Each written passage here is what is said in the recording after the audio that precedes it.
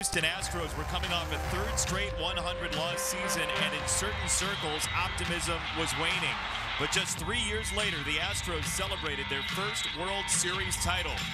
In 2017, the White Sox began their own aggressive rebuild, trading for top prospects that are already paying dividends at the big league level.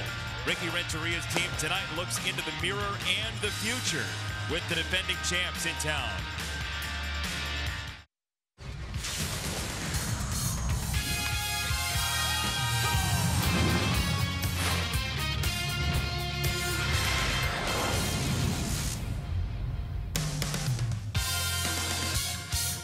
Back in Chicago, the Sox, after a road trip to Minneapolis and Oakland, take on the guys who have the trophy from 2017. The Astros are in town for game number 1 of a 3-game series.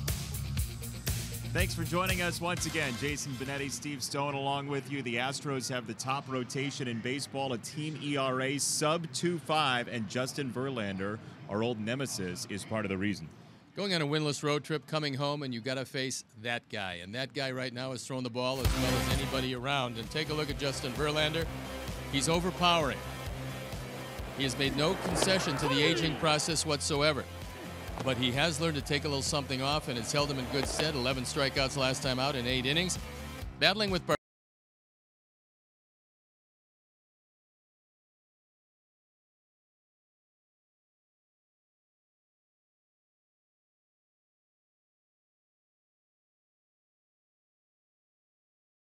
he's done very well, 2.11 ERA, so you'd have to say it's a good matchup tonight. James going out there once again. He's feeling fine. Hopefully tonight he'll hold him in check because this is a powerful lineup. Yeah, it certainly is, especially in the middle infield. Jose Altuve and Carlos Correa, just tremendous young infielders. You take a look at these two guys. One's an MVP and the other might be an MVP in waiting. So between Altuve, who is the short part of the combination, and Correa, who is the younger and taller part of the combination, combined for 322, 12 extra base hits, 22 driven in, and 22 runs scored. They both can field, they both can run, they both can hit. This is a stacked Houston lineup. When you take a look at that, you realize why they're knocking at the door and why they're going to be tough to beat this year. Altuve, Correa, Springer, McCann, Verlander, Keuchel, Cole, and McCullers. They added Cole in the offseason. You can see why this team is one of the best around. Look at all those accolades, and these guys can get it done. This is one of those rotations you look and you say, well, we missed Cole, but and then you face the other guys. Yeah, so the other guys. That's what the Sox are dealing with in this series. Sox and Astros, game number 1 of 3 coming up. The snow is gone, and that's good news. Actual baseball, and we'll recap what happened on the road when we come back.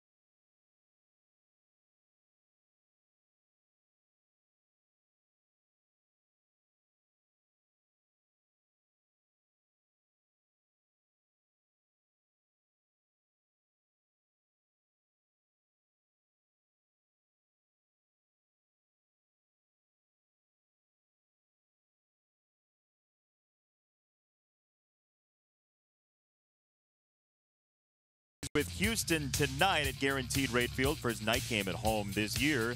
And in case you haven't been joining us, here's what you missed on the road trip for the Sox, who were in Minneapolis first and lost to Jose Barrios and also the bullpen door on Thursday. Aaron Bummer, please try door number 2. He finally squeezed through and made it into the game. And then the snow came. Friday, Saturday, Sunday, no game in Minneapolis. Of course, it was canceled. It was a blizzard. Thanks, Mr. Sign.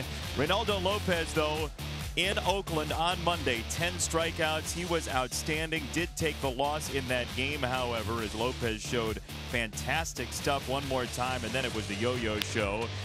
A night later, this is a home run late in the game, a 2-run shot to get the Sox on the board, and he followed that up with massive early heroics on Wednesday afternoon. Bases loaded, his first career grand slam in a Sox jersey. Moncada had the team up 6-1 and 9-4 in that game. Oakland eventually came back to win. However, Yohan Moncada's defense was sterling as well, saving a run late in that game. Sox and Astros, game number 1 of 3 is on the way from 35th and Shields.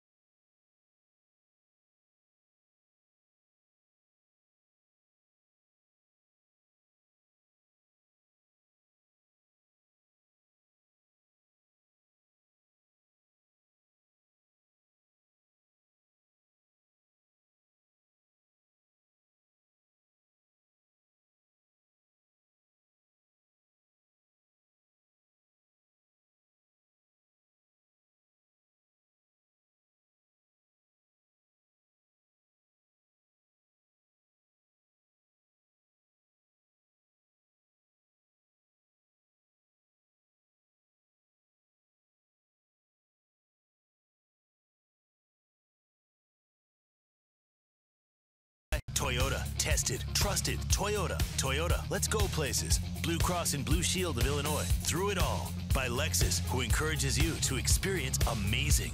And by Miller Lite, the original light beer. Miller Lite, hold true. Welcome back to Guaranteed Rate Field. Sox and Astros, game number 1 of a 3-game series. Thanks for joining us with blue sky overhead.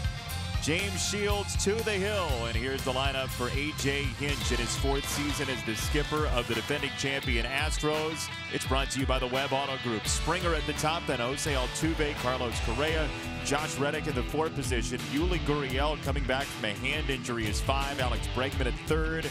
Brian McCann catches the veteran. Marwin Gonzalez, the Swiss Army knife for them, and then Derek Fisher in center field. The defensive setup for Ricky Renteria and his White Sox, presented by UI Health.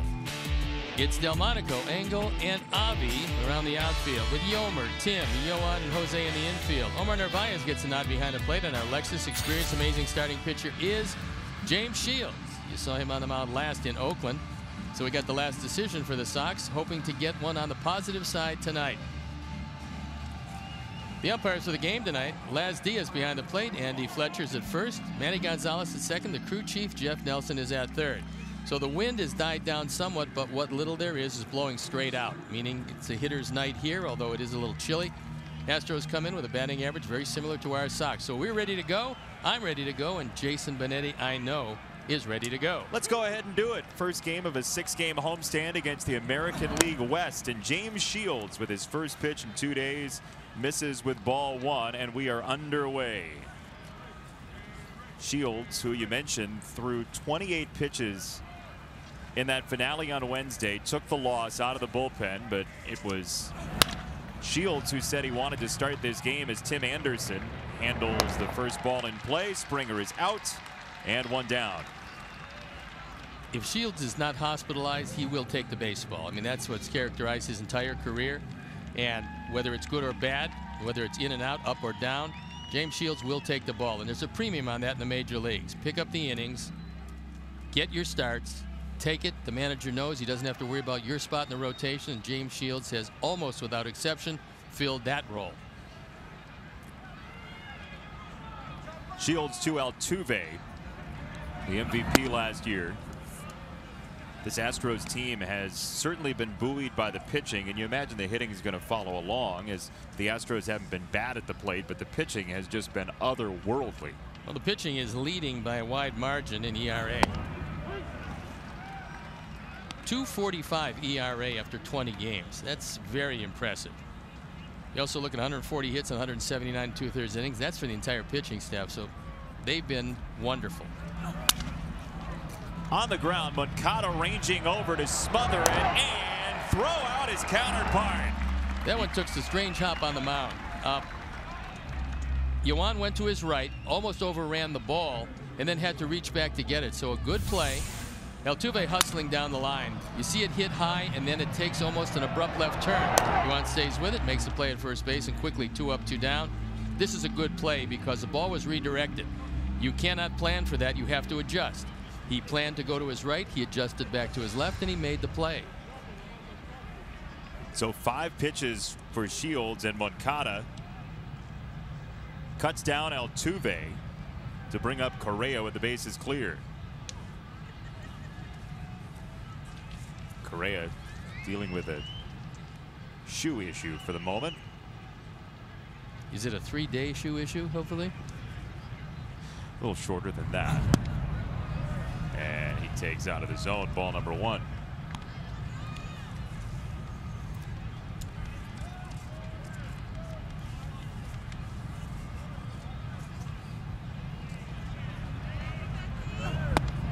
That's in for a strike. 1 ball, 1 strike. So James Shields is the first Sox pitcher since 1986 to finish a game for a team and then start the next game for the Sox. Gene Nelson was the last to do that back in '86. There was similarly an off day in between. It was actually only about a week later in April that year that Gene Nelson did the same thing, going 1 1/3 to finish a game on April 27th, and then 6 2/3 the next game.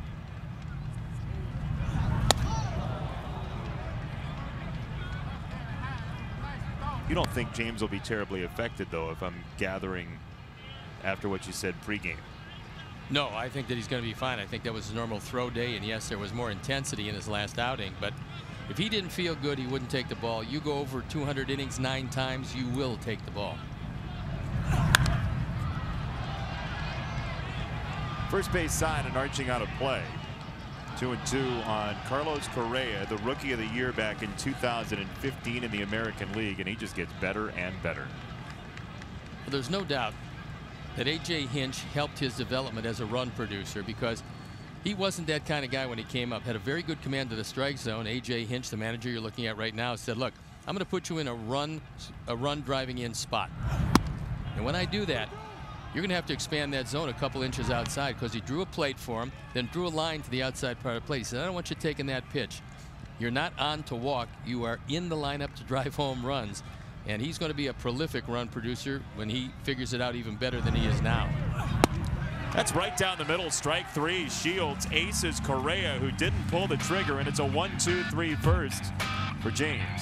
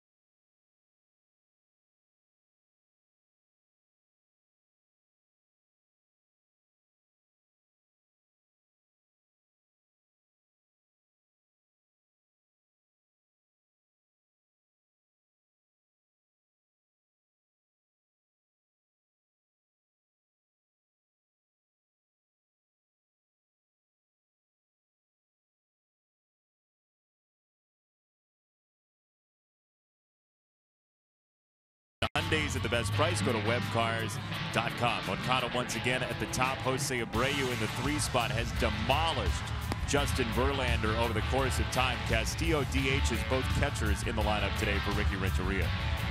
The defensive setup for the Astros, presented by UI Health.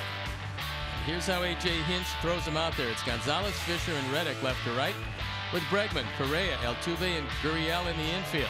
Brian McCann, the venerable catcher behind the plate, and our Lexus Experience Amazing starting pitcher is Justin Verlander. Beaten the Sox 20 times. He's 2-0 this year. His ERA, a paltry 1.35. This is 5th start, and he is nothing if not durable.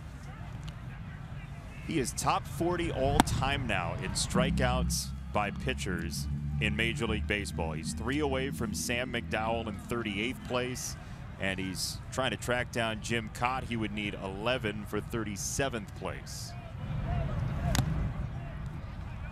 What he's always been able to do is elevate the fastball. He was elevating the fastball before it became fashionable. He's been around a long time, and he's been around a long time because he's smart. He's always had a great arm, but that's not the whole package. He's got great pitching acumen. He can move the ball around. He can change speeds. He can dot every corner you'd like to dot and pitch up, down, in, and out. He's just an overwhelming pitcher. Out of the state of Virginia, Justin Verlander by way of Old Dominion, former Tiger, who, when you look at what he's done, his last 12 starts, he's won 9 straight decisions. That's pretty impressive. That's in the regular season. 2 balls and 2 strikes on Moncada, who we showed you before the break. His grand slam in Oakland on Wednesday, the 2-run homer on Tuesday, and it seems as though Moncada's starting to hit the ball even harder than he was previously, which is tough to do. 2-2. Fastball at 95, 1 down. Not going to be able to catch up to it up there. And Verlander, who 11 times has gone over 200 innings, pretty much intent on doing that once again. You know, when you look at this starting lineup, and everybody would like to forget Charlie Morton, because he is number 5 in the lineup, and yet number 5 is 3-0. So when your number 5 is 3-0, got yourself a pretty good ball club, and Morton is quite a pitcher. Yeah, when you're 3rd in your rotation in ERA and you're in 1-3 or so, there is something going on. It's unreal. All right, time now for Lowe's whole team together, and we show you the Astros starters' ERAs. It's pretty amazing. McCullers has had some arm difficulties. When not, he might have the best stuff in that rotation, just overall stuff-wise. The rest of the guys are just overwhelming. And they took an embarrassment of riches with them when they got Verlander at the end of last year. They added Garrett Cole to that rotation. Now it's pretty tough to find another 5 can compete with these guys. On a breaking ball, it's a pop-up foul territory. And a basket catch by Gurriel at foul ground for out number 2. Almost dropped out of the basket, but he did secure it. Comes over. He's getting a little help. You can get a whole lot of help if you're going toward your dugout. Ball almost pops out and rolls back in. And there is the help. Yeah, if you're going the other direction, you're not going to get as much assistance. No, they're going to let you dive into the dugout and then pick you up graciously. Will they even do that? Yeah, graciously, after the fall. 2 down for Abreu from Verlander, and you saw the numbers when we flashed the lineup. 5 home runs career for Jose against Verlander. You know how you can tell you're really good? How's that? You got 12 pages in the media guide. 12 of them. I had a page and a half, and it took up a picture for a page, so you got a half page. Well, 3/4 of that was your forehead. Well, now it is. Can't believe you'd besmirch all of the work done by so many surgeons to glue this stuff back in. 1-0 on Jose. 2 down, bases clear. First inning.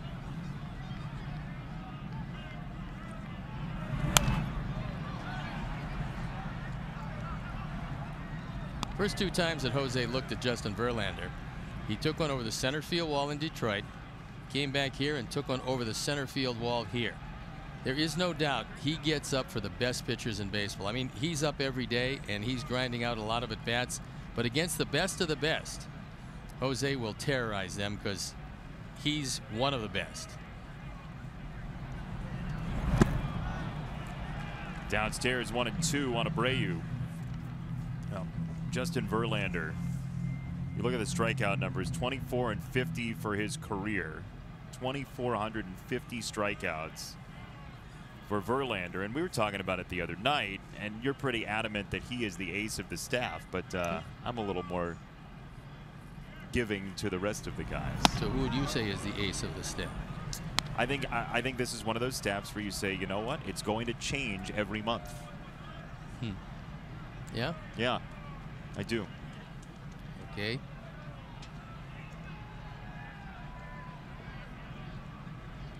I say not really, but okay. Not really, but okay. 2-2. A little bit low, 3-2. That one could have gone either way, and Las Diaz said it was down. And again, you're getting breaks up this entire year. You're not getting breaks down. That was nicely caught by McCann, but he couldn't steal the strike from Laz.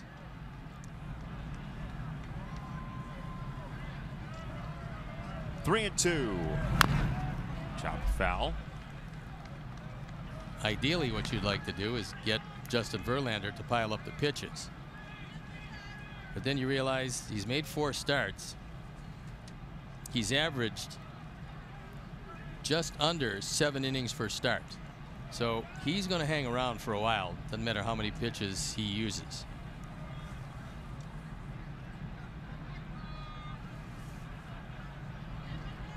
Three and two. Into center field where there's a huge gap, but Fisher makes his way over to make the catch. Abreu sizes one up well, but can't get it away from the outfield.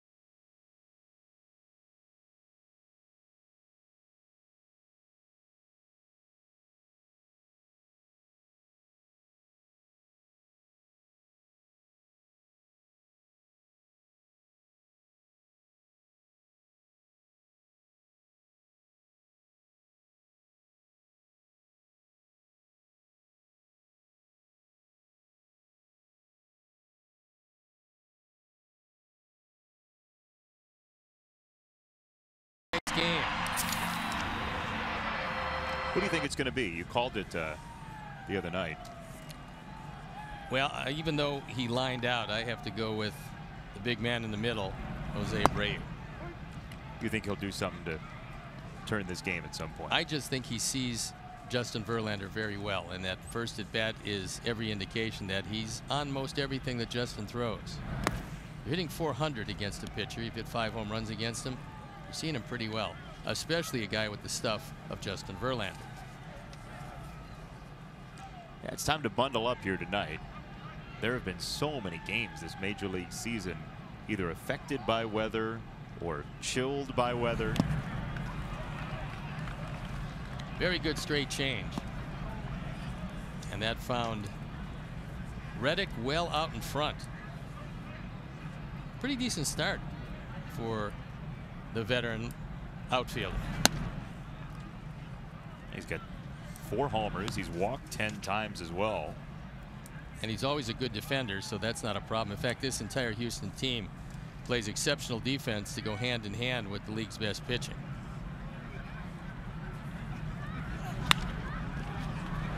The shift is on, and Moncada does not get him at first. Reddick beats it out. I think Jose wants to take a look at it. I think he wants to see just exactly what it looks like in the dugout. I thought real time he was out, Steve. I thought he was out also. And, you know, again, we're seeing it in real time. We're seeing it just exactly like Andy Fletcher saw it. And credit Reddick. He's busting it down the line. Looked like he had him by a half step to me. It looked like the ball's in the glove while the foot's in the air. And Yuan probably wants to think about how fast these guys are. No, he's safe. Good call by Andy Fletcher. It was a good call. He's safe, and it's going to be a base hit.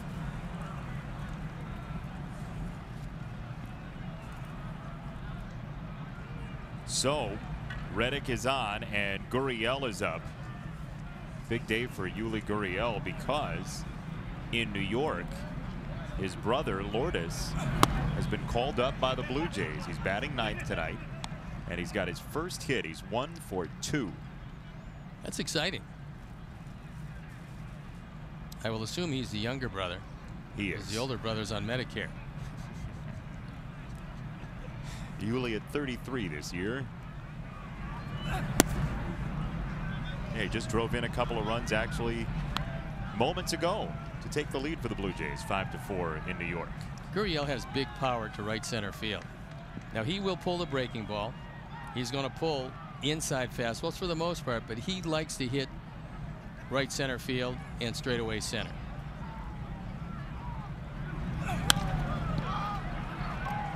Such as right around there.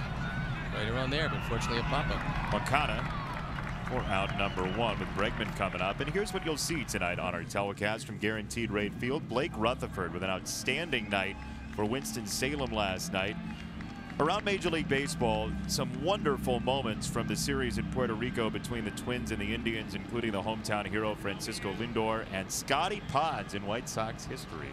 Find out what that is coming up later. For those of you who might not remember, Blake Rutherford came over from the Yankees in a clear out the bullpen trade. Rutherford coming this way. He's got power, hits from the left side, which is very good. And he's a guy to keep your eye on. You might not have heard all that much about him, but he's a good one, and he's off to a nice start. That is a loaded outfield right now with Advanced A Winston-Salem with Luis Basabe, Mike Adolfo, Blake Rutherford, Alex Call, who was injured last year and trying for a comeback season. Alex Bregman, former 2nd overall pick, who was so important to this team on the run through the World Series last year.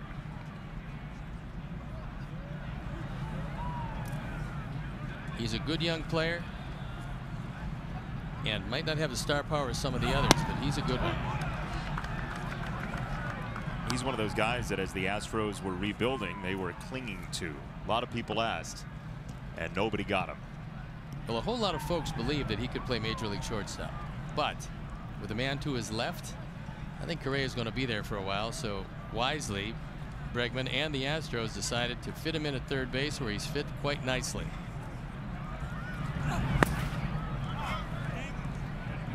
Two balls and a strike on Bregman. Reddick at first, 1 down. 2nd inning. And by the way, if you didn't hear, the Sox made a couple of roster moves yesterday during the off day. Trace Thompson is back in Chicago with the Sox, where it all started in 2015, and Tyler Saladino was traded to Milwaukee. So Sox certainly thank Tyler for everything he did while he was here. Had a great year a couple of years ago. Now 3-1 on Bregman, and here is exactly what the numbers are for Trace Thompson, Tyler Saladino. So Trace looks like he's going to be a 4th outfielder right now for this team, but Ricky Renteria said it's certainly possible that against a tough lefty, we could see Trace Thompson in left, let alone other spots. And Sally's going to help Milwaukee. There's nothing he can't do. Also, he can emergency catch if something happens, so they'll enjoy him over there. Bregman walks. 2 on, 1 out. McCann coming up. Your 2018 Chicago White Sox are presented by Guaranteed Rate, your trusted teammate throughout the mortgage process. Experience the difference today at rate.com.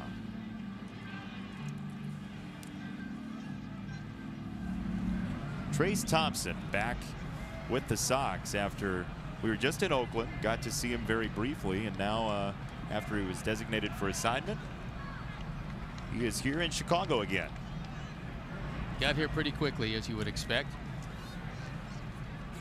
He's also familiar with how to get to the ballpark. It's true. Yep. Second go round with the Sox. Traded after the 2015 season, in which he was you remember, a late season revelation for the Sox. The good thing about him is that everywhere he goes, the people around there, not only just the players, but the people who work at the ballpark, the people who work in the various media rooms, they just love Trayce Thompson. They think he's a wonderful man, and he is. Chuck Garfien got a chance to chat with Trayce before the game, and he'll share with you coming up in a little while exactly what he found out, especially about Trayce's first career home run. A neat story to go with that. Should we give it away, or you want to wait for Chuck? We stole his update on Thursday in Minneapolis, so I think we'll leave this one for him. Okay. That's the least we could do, and of course, that's what we do. It's our goal.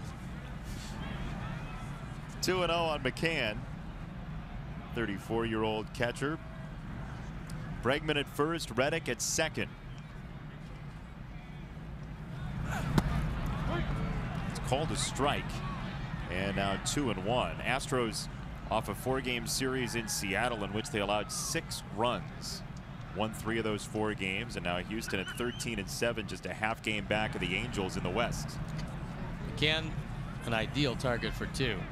That's what was on James' mind when he threw the ball away from him. McCann normally is a pull hitter, and he wanted to throw the ball away and try to get him to roll over one. Of course, go inside under his hands. We'll see what the choice is for James. It's outside off the plate. 3-1.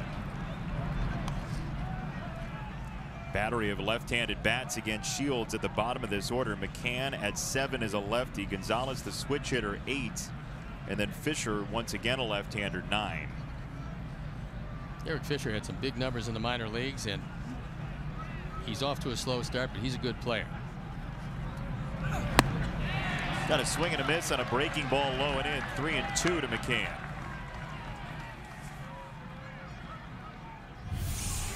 Good spot for it. This is the cutter. You can see the dot on the back of the ball, and we slow it down with our tight center camera, and the ball slows down enough where you can see the dot. When you see the dot, it's either a slider or a cutter. That was a cutter. Runners off on 3-2, and that's popped up back of home. Omar has no play.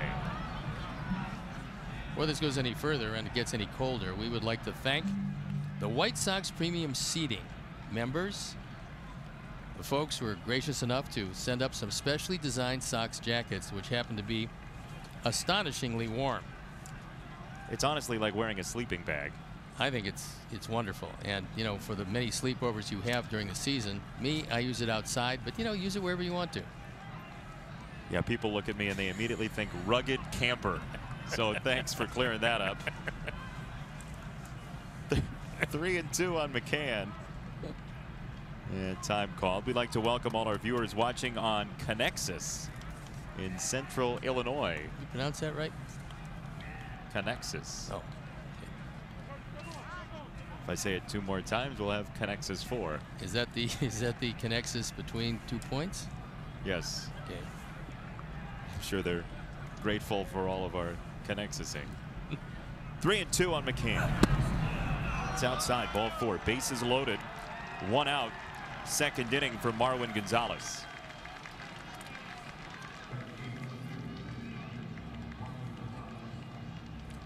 Here's a guy who, over the last 4 years, Gonzalez, as Coop talks to Nick Capra, Marwin Gonzalez has played every position but catcher and pitcher.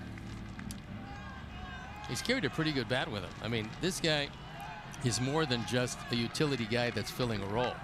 He's a guy that is a starter who happens to play a lot of different positions. And last year, he had 303 in 134 games. That was good. Generally hits around 270, 268 lifetime hitter with a little pop. First one, a strike from James Shields, who threw 28 pitches on Wednesday at Oakland as really the final man out of the bullpen the Sox could even think over in that game. And there was the option of pitching Lucas Giolito today and pushing everybody a little bit further back, but James says, no, I want to go on my regular day, even after throwing out of the pen. In the air, short.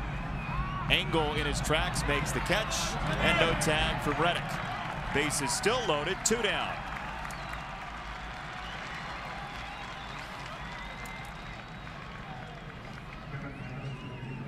Big pitch by James as he made sure that the runners all stayed on the bases. And there's a changeup. So he's got Gonzalez well out in front. You see where he hit the ball? He hit the ball on the end of the bat, popped straight up and not near deep enough as Engel came in, and Adam made sure that Reddick could not advance. That leaves it to Fisher, playing center field here tonight for the Astros. He is 4 for 32 this year. That one gets away very slightly from Omar, but not far enough for Reddick to think over coming home. Astros team batting average coming in at 244. That's 12th in baseball. Sox are right around there at 239. Cleveland still last in batting average at 208. Not a lot of people hit that pitching, though, especially out of the bullpen. Yeah, when you're hitting 208 and you're 9-7, that means you're throwing it pretty good. There's a few guys, and Jason said that they wouldn't trade Bregman, and you can understand why. He's their everyday third baseman. But when they were shopping around for some talent back, like Verlander and a number of others they brought to the team, two guys that kept coming up were Fisher and Kyle Tucker. And they traded a few people, but they kept these two guys. Kyle Tucker is going to be special. He's only 21 years old, and Fisher's a good one. Off speed again from Shields. Fisher over top of it, 1-2. There you see another variation of the changeup.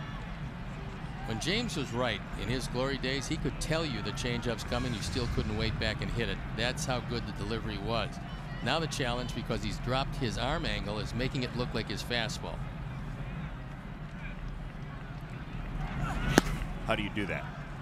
Well, for him, it's arm velocity, and also he kills it back in his hand. I think when we slow it down and show you that change, you'll see how deep it is in his hand, and also he uses it in the middle of his fingers. He doesn't. It's not a splitter. It's a change, and it's between the ring finger and the middle finger. That's where he grips the ball.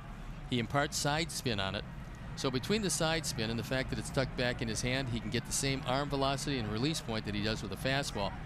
That's the deception of the changeup, is make it look exactly like a fastball to the hitter's eye and then watch the bottom fall out of it. 2-2. That's there for strike 3. Twice an Astros batter frozen by Shields.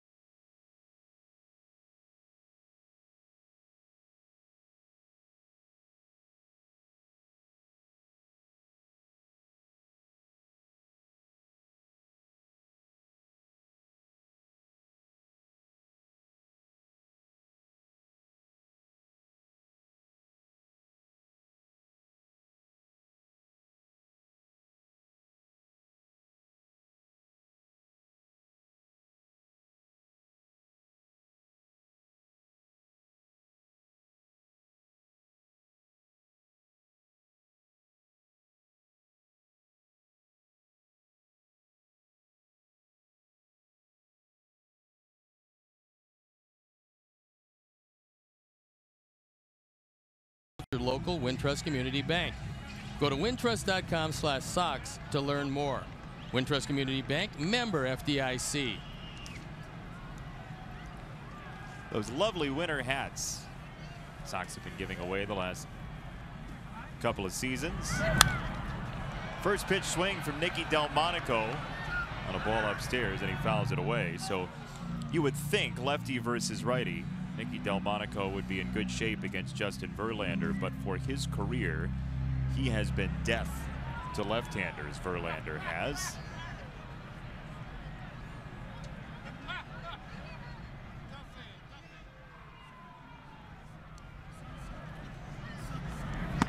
Nicky shows bunt.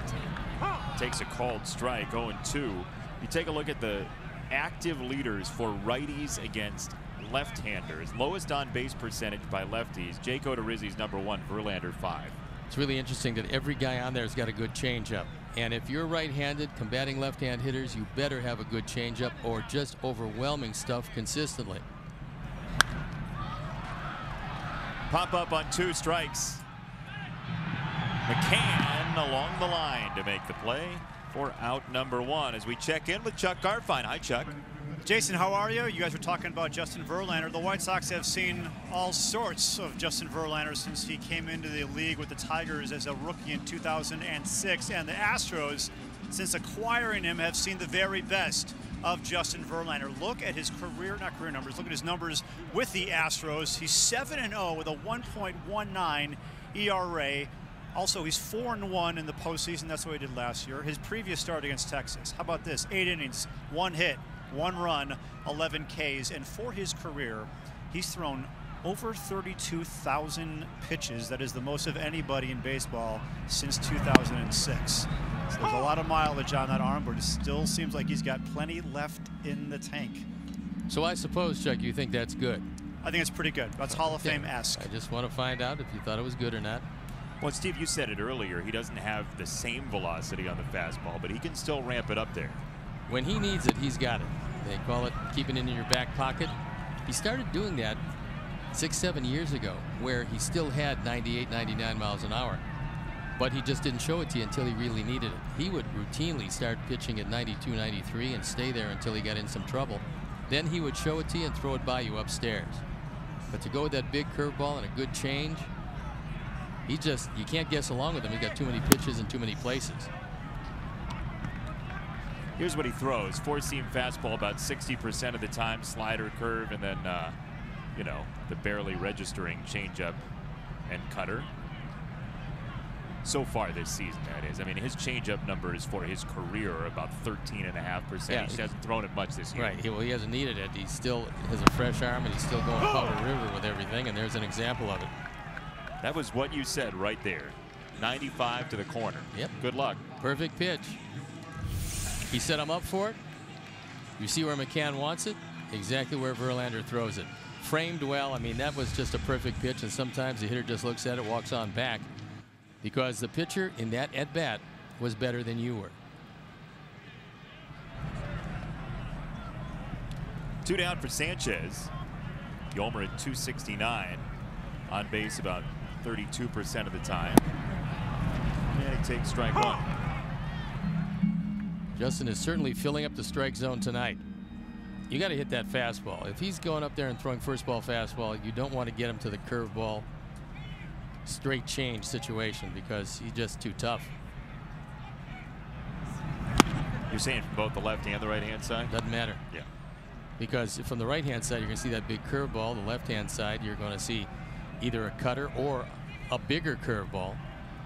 You know, he throws it more over the top, most likely to left-handers than he does to right-handers, where he wants a little bit of that side spin to move the ball away from him as well as down.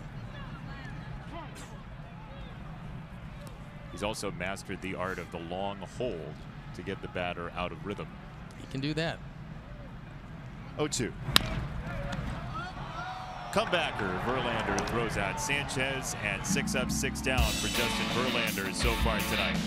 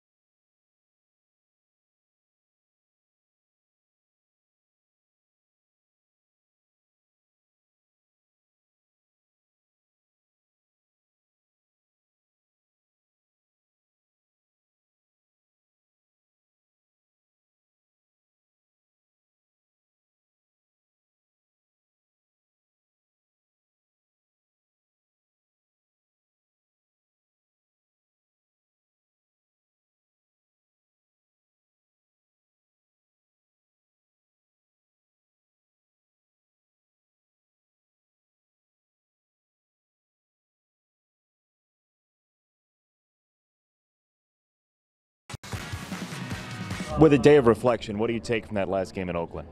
I thought the guys didn't quit. I thought they played, we finished almost, I don't know if it was after 6 or 6:30 sometime, and it didn't feel like we had been playing for, 6+ hours, to be honest. I know when I got into the clubhouse, it was 7 o'clock before we were even showering, and so that tells me, and the way these guys were engaged in the ball game the whole way, it was pretty exciting to watch. I know we didn't get the result that we wanted, but boy, they played their hearts out, and I couldn't have been prouder of them. We play like that more times than not, we're going to end up winning some ball games. Ricky said something that we both looked at each other and said after the game as well, just kind of feeling it at the ballpark, that it didn't feel like as long of a game as it was. A lot of exciting plays and a lot of moments where the Sox could have overtaken the A's. Well, a lot of offense, and I was kind of shocked when I looked at my watch and saw time of game at 5:48. Springer tags this ball deep center field. Engel is back at the warning track, and he stops to make the play for out number 1. I think James is a little surprised that one stayed in the park, and probably 2 weeks from now it wouldn't. But tonight, even though the wind is blowing out ever so slightly, it stayed in the park as James gets away with something above the belt, and Springer hits the daylights out of him. Just not quite far enough with a step to spare. And James Shields thought it was out. It wasn't. So they have this thing called hit probability. How hard you hit it, the angle at which you hit it, all that stuff. That ball normally is 96% of the time a hit. It wasn't then, but it normally is. Fell into the 4%. Got you by the 4%. There you can use that catchphrase with your friends at home if you care to.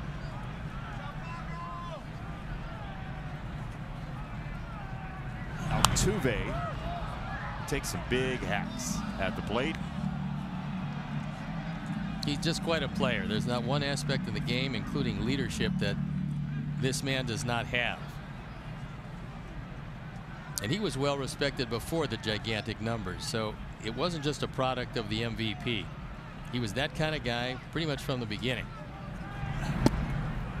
And he's the rare occurrence that you hear about in baseball. Normally you talk to players and they say, oh, I hit this big growth spurt and I went from 6 foot to 6'6" my junior year of height. He stopped growing in his early teens. He was much bigger than everybody at first, and then everybody else caught up to him, but he still could play.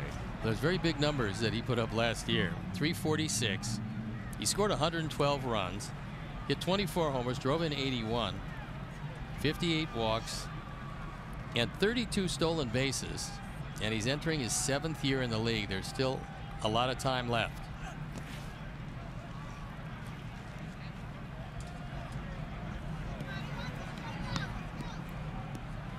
Three and 2 to Altuve, who's won 3 batting titles already, 2014, 2015, and last year.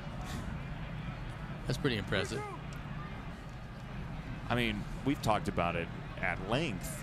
This league normally figures you out one way or another, and Altuve keeps rising above. End of the bat, Engel for out number 2. James Shields' first inning strikeout against Carlos Correa is our fast pitch of the game, powered by Xfinity, America's best internet service provider. Right down the pipe. Frozen. Pretty good guy to freeze. Hitting .299 this year, hit over 300 last year. Same amount of home runs as Altuve, 24, but in fewer games. He drove in 84 to Altuve's 81.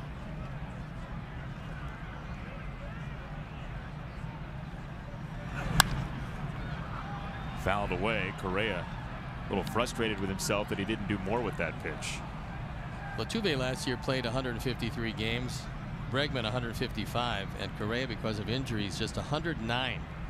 Yet the number he's piled up, 84 runs batted in 109 games. That's pretty stout.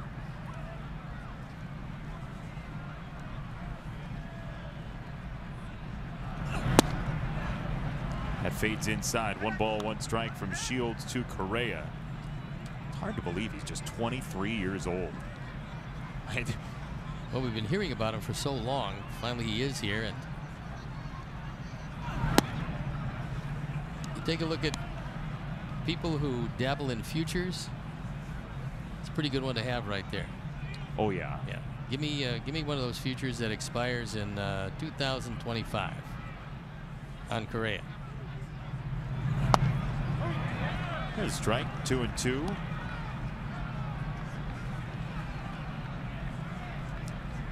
But 25 years ago, people would say, he's too big to play shortstop.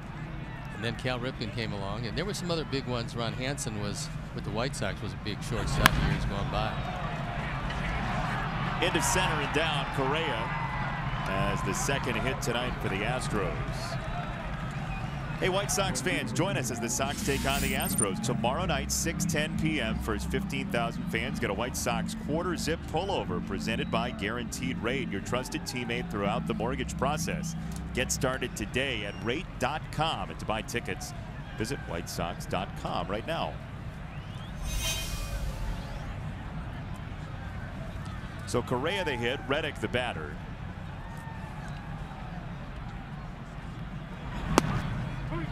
There's strike number one. You have to watch Correa because last year he stole 2 bases. He had some leg problems. This year he's 2 for 2 in stolen bases, and normally he's a good base stealer. And now that he's entirely healthy, he becomes a factor, although the Astros don't run very much, but when they run effectively. A.J. Hinch, in his second go-around as a manager in the major leagues, has really acquitted himself extremely well. I know that goes without saying World Series wise, but he is well liked in that clubhouse and also well regarded by managers around the league. I talked with him about his first go-around with the Diamondbacks. He was 34 years old when he took the helm. And we'll tell you more about that when we come back, we think. And there it is. I mean, we will tell you. We just thought that it was going to be the final out. No score, bottom 3 next.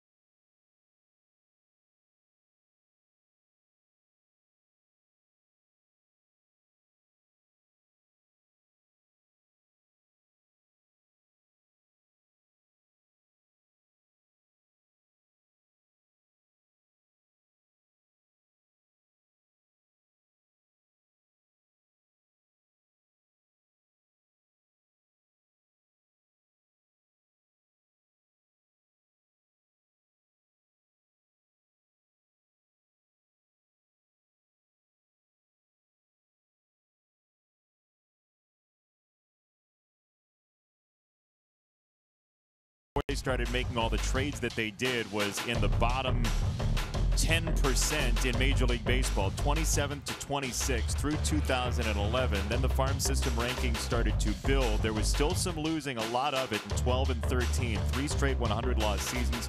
But you see, as the farm system improved, so did the record, and then the World Series title in 2017.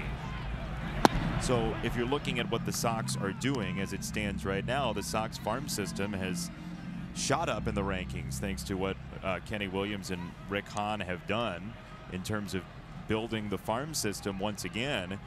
And the hope is that the Sox are on similar trajectory.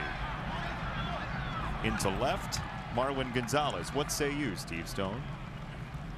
I think it's very similar to both the Astros and what the Cubs did on the north side of town. You have to take a few steps back to take 3 or 4 steps forward. And it takes a while, and it's painful, and it's a lot longer than all the fandom would like. But I think the Sox fans have realized and bought into the fact that in order for sustained excellence, in order to be competitive each and every year, you're going to have to do exactly what the Sox did. Rebuild your farm system, make some trades, and eventually, not now, but eventually, bring in a free agent or so to help complement what you're developing from your system and what you brought in trades. And there's Dallas Keuchel, who was in this rebuild, and people forget that he had 2 seasons where his ERA was above 5.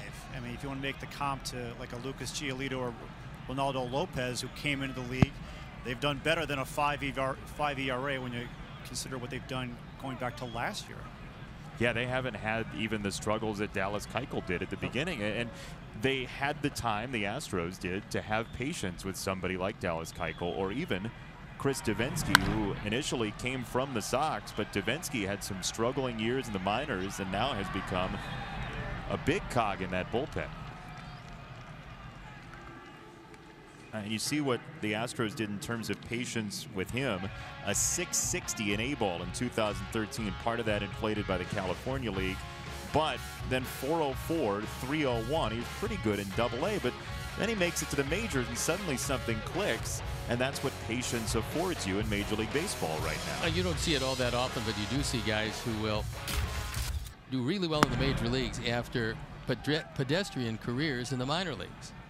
I mean, George Brett was never as great in the minor leagues as he became the Hall of Famer in the American League. I mean, he was just much better all the way around. So hard work, perseverance, staying healthy all go into the mix.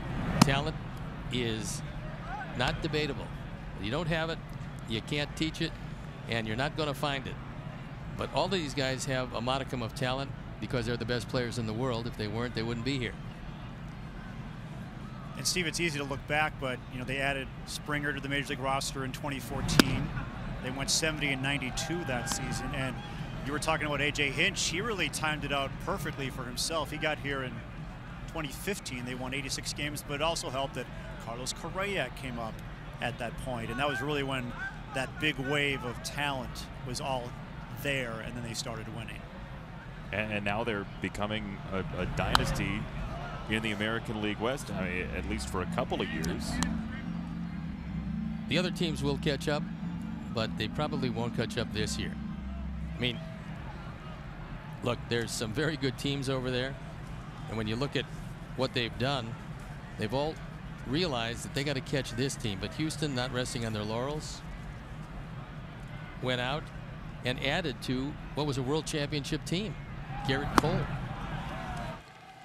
Adding to Verlander and Charlie Morton and all the guys in this rotation. Sox and Astros a stalemate so far.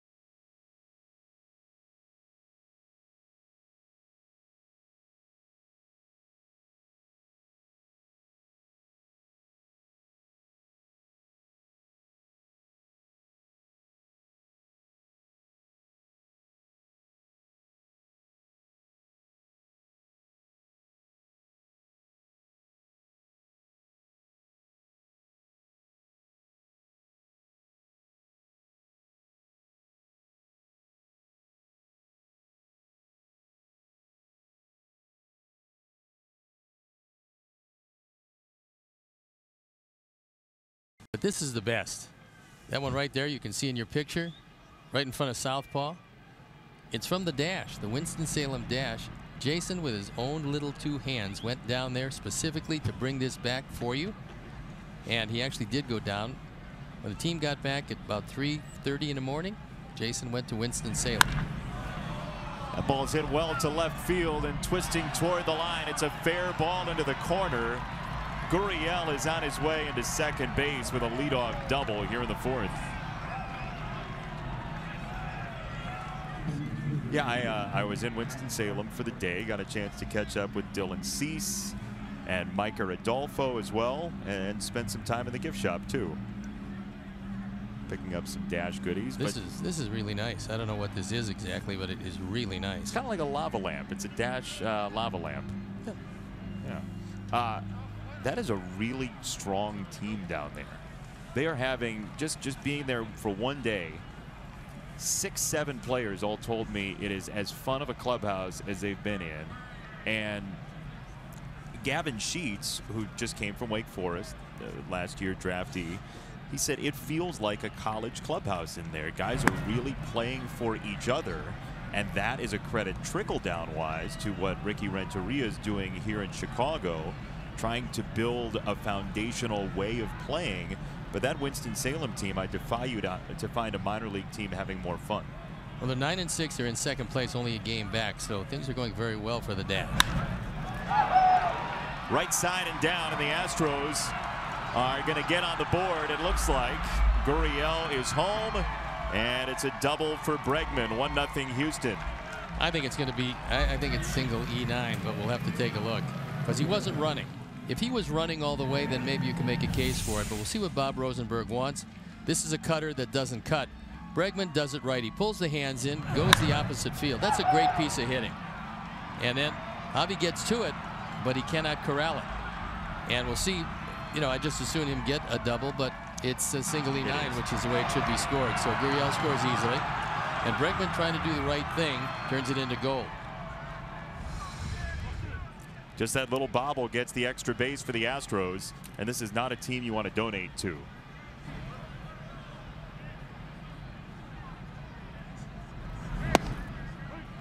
Strike one to McCann.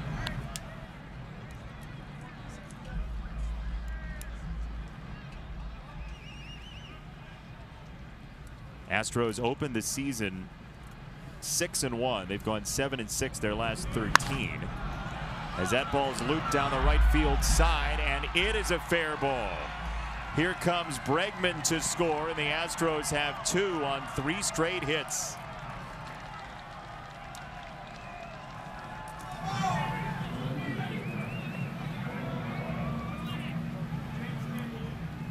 This is about the time where rookie broadcasters, veteran broadcasters, any broadcasters calling a Verlander game this year will say you can ill afford to give up any more runs because he's got 2 already, and so far he hasn't allowed anybody on base. That was a changeup. McCann was able to stay right with it, driving in just his 5th run of the year, but you love a veteran catcher, and he's got a wonderful staff to catch. That's what makes great catchers, by the way.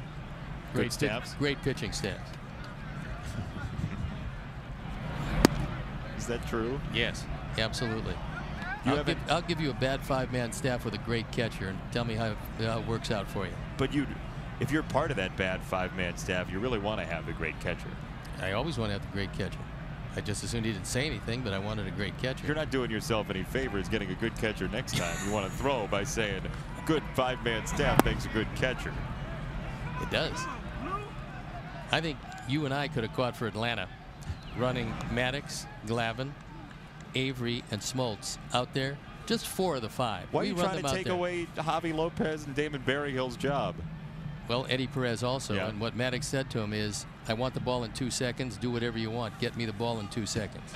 That's the sum total of the contribution. And I'm not saying mechanically, because the catchers, dug balls out of the dirt. Didn't have to worry about throwing out anybody because everybody stole off Maddox. He just never gave up any hits after they did.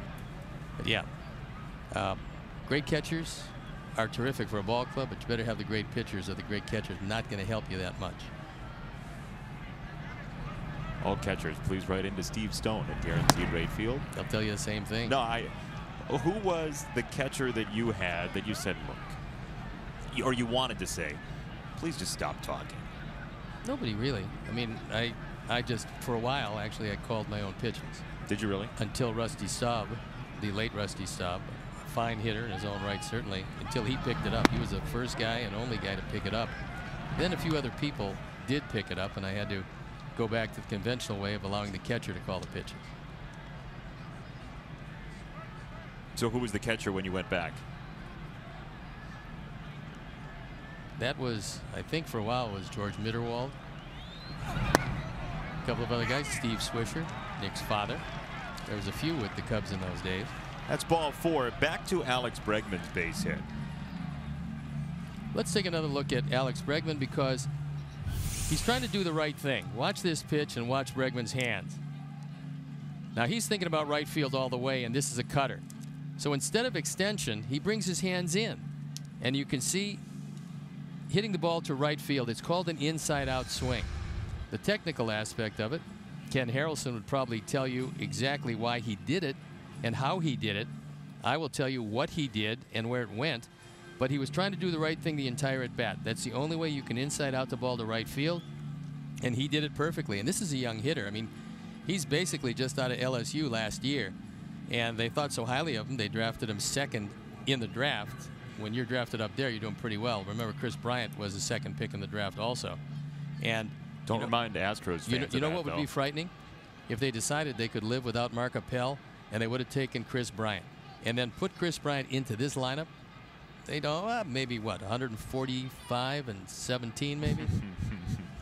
Some of those wins might be forfeits by the other team for not showing up. Well, with this pitching staff to go with that offense, including Bryant, it'd be pretty tough.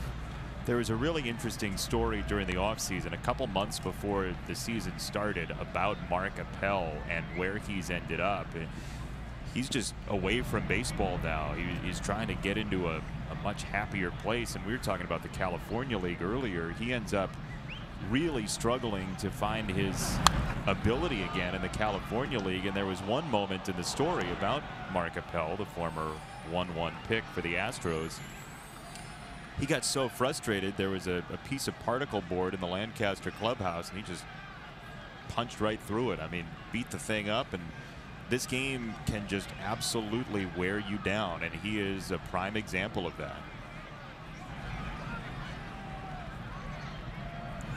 And he said in the story the opposite of what you're talking about with Bryant being on the Astros. He said, you know, I sometimes I do wonder, I find myself wondering what would happen if I was playing for the Cubs, if I was in that system, if things would have changed. Well, you really can never say, obviously, because it didn't happen, and they felt that Appel was the best player for them at that point. That's why they made the draft they did. And look, it's a very frustrating game. There is no doubt about it, because you're used to dominate. If you're the #1 pick in the draft, you've dominated every level you've ever been at in every league you've ever been in. And so then you suddenly get to a level where you can not only dominate, but you can't even get people out consistently, and that's a harsh reality to pitchers who never had that kind of adversity anywhere. So when that happens, they don't have anything to fall back on, because they never really, as a professional pitcher or an amateur pitcher for that matter, they've never failed.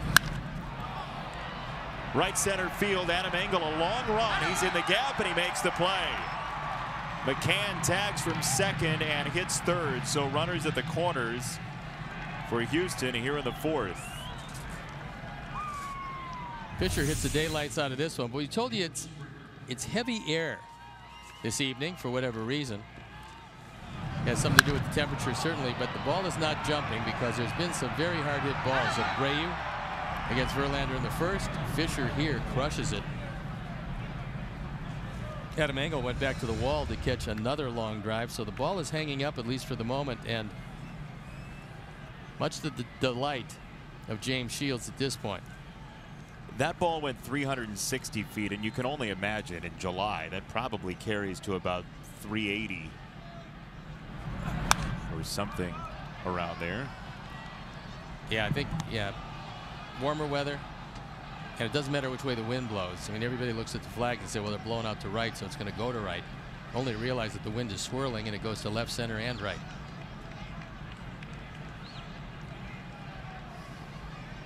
McCann at third, Gonzalez at first, and a check swing. No go, says the first base umpire, Andy Fletcher, tonight. Glad to have you along wherever you might be. Our entire crew. Chuck Garfine's downstairs. Jason Benetti, Steve Stone up here in the booth. And the Sox trailing 2-0 thanks to 3 straight hits to start this inning for the Astros.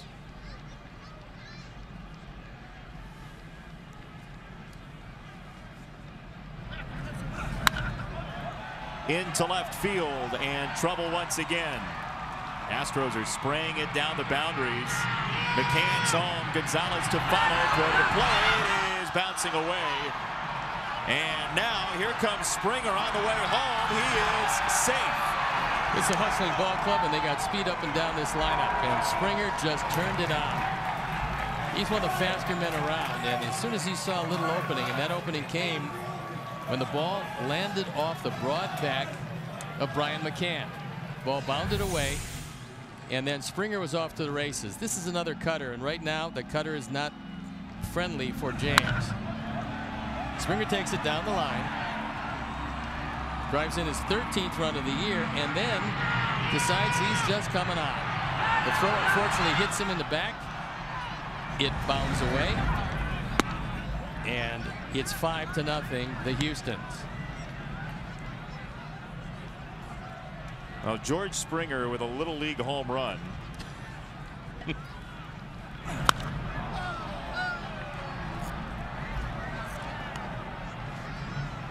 His dad was a Little League World Series player, George Jr. And so George III ends up running around the bases here tonight in Chicago. George III can really play. Oof. I mean, this is a guy that has otherworldly skills. Now, I'm not sure he's going to be a high average hitter, but he's not going to have to be, because he's going to be one of the guys at the top that's going to drive in runs. He's got 14 with 2 there, and then it goes E6. An error on Tim Anderson on the throw. You have to account for Springer scoring. Ball caroms off a runner. You're going to get the error.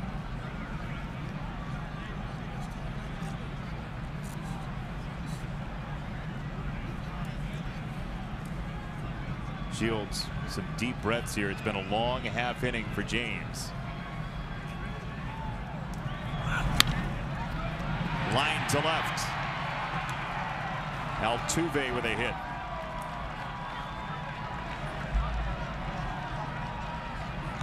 It's a scary team. The scariest part about them is they haven't started to really hit yet.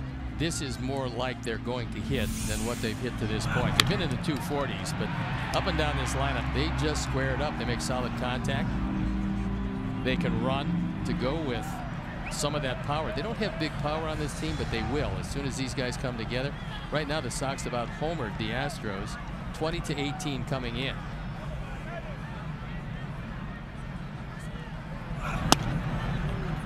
Now Correa takes ball number 1. Well, the Sox did use everybody in the bullpen a couple of days ago. The good news is there was an off day yesterday, so you can kind of hit the reset button on your bullpen.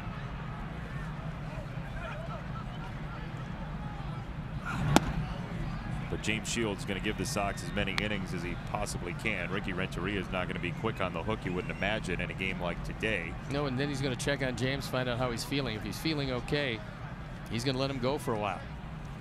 Last thing he wants to do with the games coming up for this ball club is empty out the bullpen the first game against a team that can make you empty it out for 3 straight games. Oh, and by the way, team that's coming in next, they're not bad. That's Seattle. They're coming in, and Don Cooper's going to find out who he wants and how quickly they can get up in the pen.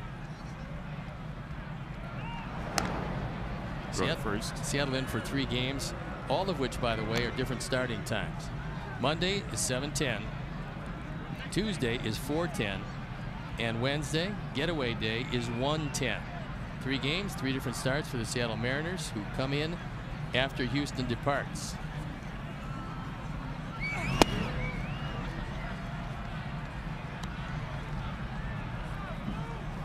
Astros just took 3 of 4 from the Mariners to start this road trip. It's not easy travel, by the way. Houston to Seattle to Chicago. At least you triangulate and get back home. 3-1. He's in there, 3-2. So normally, this is a for sure you're going to run situation for Altuve. Danny Farquhar loosening in the pen. James has a great move, and I wonder if Altuve will get adventuresome at all. So does James. Yep, he figured he'd give it a try, but Altuve scampers back. Josh Reddick in the on-deck circle. He's had a lot of play with a lot of teams and usually found a starting spot on all of them. He can hit. No doubt about it. And play defense. 3-2. Altuve runs. That's called strike 3. Throw to second base is in time. Moncada got the tag down. And it's a strike him out, throw him out, double play. Altuve didn't like it, but it looks like the Astros won't challenge. Sox get 2 outs for the price of 1 pitch.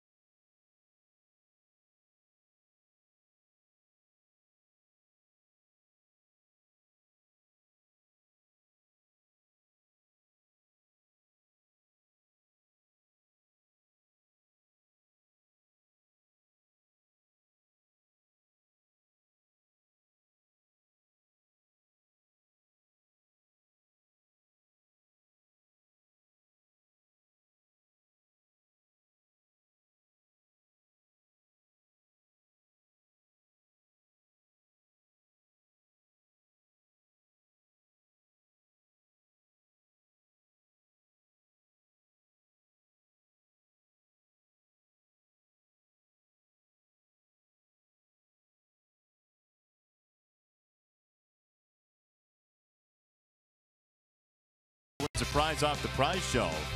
Runs scored in the last Sox game combined with the 2 teams, multiplied by Trace Thompson's teams he's played for since his last Sox stint.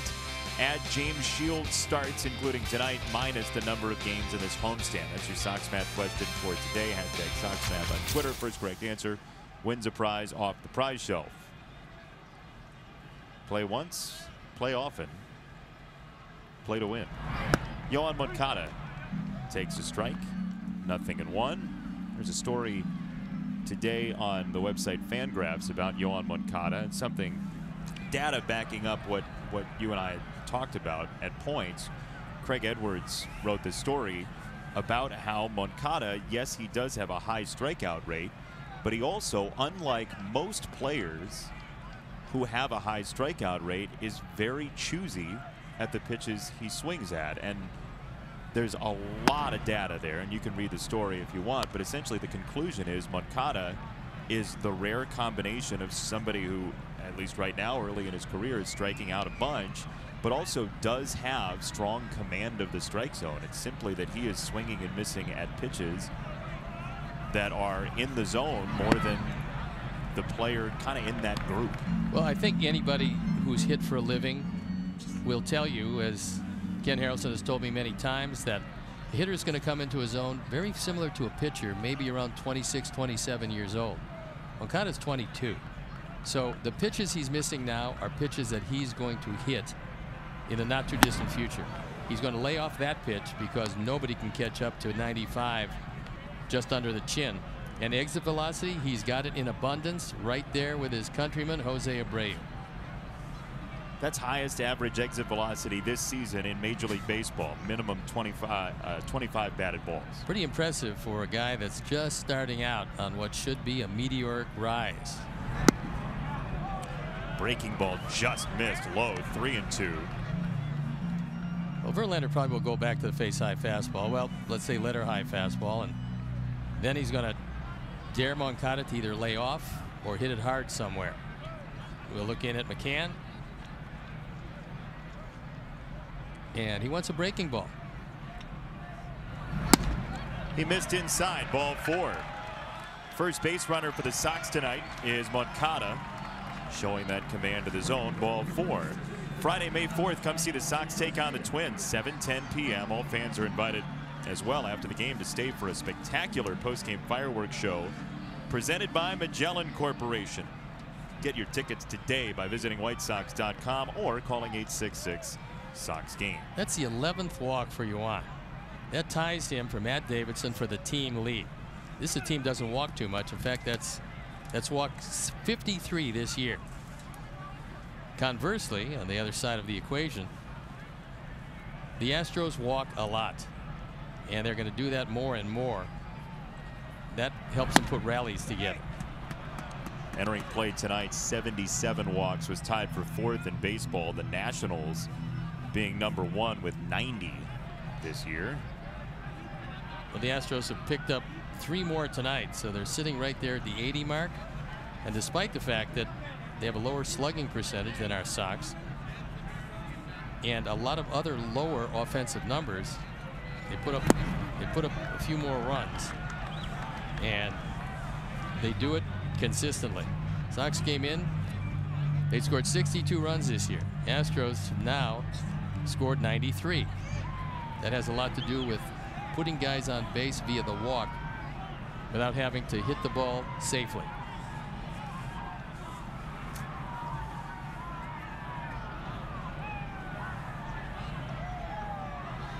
Moncada 3 steals, 3 tries this year, and Verlander floats it over there.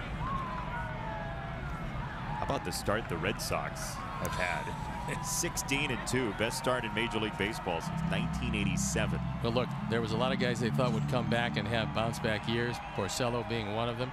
They're happy to have David Price back. Chris Sale's doing what Chris Sale always does. But that ball club, winners of 7 in a row, 9 of their last 10, making a shambles of the early race in the East. Toronto holding close. The Yankees 9-8. The Yankees, for me, don't have the pitching to get there. I think they're going to be a little short. I also think they're too right-handed. I think they've got Gregorius. And with Ellsbury out of the lineup, Gardner's a little bit older these days. I think there's a problem. Bird can't stay healthy. So from the left side, the Yankees look like they need a little help to round out that offense. Although the right-handers can sting the ball, but pitching will eventually do them in, and the Red Sox have that in abundance. And Mookie Betts is playing well enough that over the weekend there was a story in the Boston Globe. Who'd you rather have, Mookie Betts or Mike Trout? Whoever thought anybody would be comparing anyone to Mike Trout? No, I mean, if you look at the numbers, you look at their body of work this year, of course, then you'd say, well, you know, you might want to go with the man in Boston. However, overall, give that choice to 29 other general managers and see their pick. How many you think would take Mookie Betts? 1, Dave Dombrowski, who's already got him. You sure he wouldn't take Trout if he was starting over and there was truth serum involved?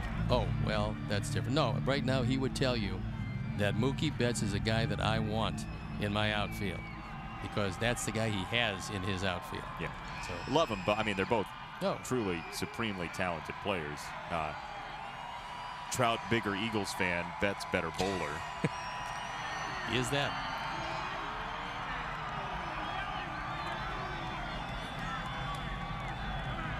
3-2 for Avi. That's strike 3. Thrown out to second, a one-hopper. Quick tag and safe the call. Correa could not get Moncada, who has stolen base number 4. So in the subtleties of the game, and there are many, that was a great tag by Correa. Take another look at it.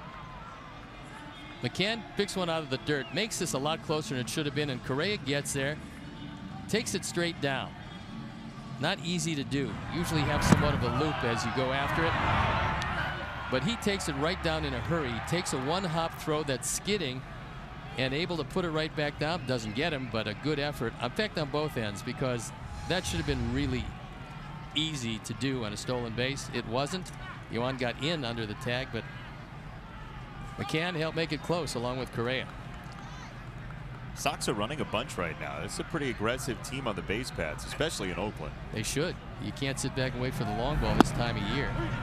And Ricky's got them very aggressively looking for the next base. When they get a base hit, when they get a double, looking to score. They're always looking for the next base, and it filters down through the base runners. And I wouldn't be surprised, and I don't know now. I know that Tim Anderson has a green light anytime he wants to, but I would think that Yohan Moncada would also, unless he'd have, and managers reserve the right to give him a stop sign. 2 strikes on Abreu, who stung a ball in the first inning. A hard line out to center field, and Derek Fisher.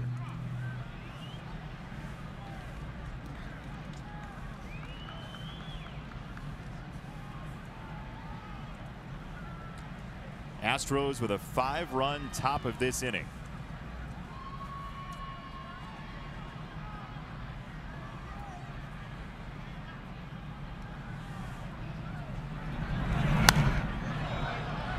Downstairs, Chuck.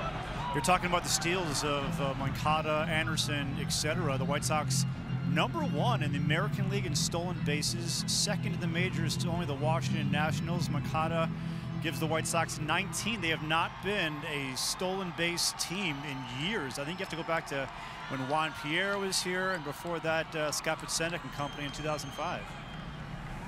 It's nice to see. It is. Makes your team look much more aggressive, and as soon as this offense really starts coming around, speed will be one of the big factors. Inside on Abreu, 1 and 2, and Ricky Renteria was talking about that before the game, that somebody asked him, do you feel overmatched with this team? And of course the answer is going to be no. I mean, he very much believes this team should be in every game, but he said, look, you look for the edge wherever you can find an edge, and that's why he's at the ballpark when he is. Rick Hahn, Kenny Williams, everybody tried to get him to spend less time at the ballpark, and Ricky resists that at just about every turn because he's always looking at video, always looking at patterns from pitchers. As Bregman makes the play and throws for out number 2. Moncada still at second. Time now for Built for Baseball. It's brought to you by T-Mobile. And we show you what's going on around Major League Baseball. Brian Price is out as the manager of the Cincinnati Reds. Martin and Candelario, 2 homers against Baltimore, and Madison Bumgarner, pins removed from that broken finger. But how about Jim Riggleman, who has been, what's this, 4 times now he was the bench coach turned manager? I think so. I think that people bring him in as an insurance policy in case they decide to make a change. And usually he becomes a placeholder. Not that he hasn't gone into the next year, but usually he's a placeholder. They then take their time knowing that the team is in good hands. Jim Riggleman is a capable Major League manager, has been for a long time. Normally able to have a very good coaching staff around him, but he's inheriting Brian Price's coaching staff that Riggleman was a part of. So he'll do a good job in Cincinnati, and then I'm not sure what's going to happen after this. If he does a good enough job, maybe they extend him, because that is a growing team. And I got to believe that somewhere along the line in the not too distant future, despite the fact that I believe he's going to be 35 years old, Joey Votto is going to be traded. And whoever gets him is going to be very happy. Now, the contract goes a long way down the road. However, he's still a wonderful player, and I have to believe that they will still get, because of that contract, they will get a very good return for a terrific first baseman in Joey Votto. Such a thoughtful hitter, such a talented hitter. Ball's grounded foul wide of Darryl Boston by Nicky. Joey Votto, if he was playing somewhere where there were prolific win totals, would be in more conversations about best players. Well, maybe not the top player in baseball, but in a place with a brighter spotlight, he would get a lot more recognition for what he does. How about going a full season without hitting a pop-up? It's amazing. When you look at numbers around this game, that is magnificent. One full season and not a pop-up in the infield. I don't know how that happens. I mean, that's as good as he is to square it up consistently. And against the pitchers that he's facing in the major leagues, it's astonishing. Really is astonishing. That particular one number always jumps out at me when I talk about it or hear about it or read about it. I don't know how it ever happened. Not sure it'll ever happen again, but it did. I mean, even just by sheer coincidence or something, you're going to miss a ball by enough to get that infield pop-up, and it didn't happen. Well, look at Verlander. I'm sure he faced Verlander. I don't know how many times he did, but Verlander or pitchers like him throw you high fastballs. Trying to get on top of a Verlander fastball, if it's above the letters, it's an amazing accomplishment. Also, you have to learn to lay off that, and Votto probably does that as well as anybody. Not going to swing at too many pitches upstairs. That probably helps him without popping up the ball. Sox will see the Reds in Cincinnati just before the All-Star break, part of a Texas, Ohio, Texas road trip. Get a lot of segments for that on your mileage account. Hey, Sox fans, be sure to check into Guaranteed Rate Field with the MLB Ballpark app. For your first check-in this season, you'll get a free White Sox hat presented by Coca-Cola. Download the MLB Ballpark app through the App Store today. Free hat. Just check in.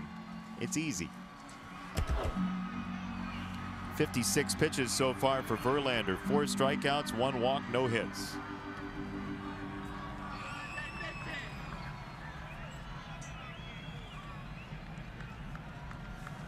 Astros brought up 8 batters for 5 runs in the top of the 4th.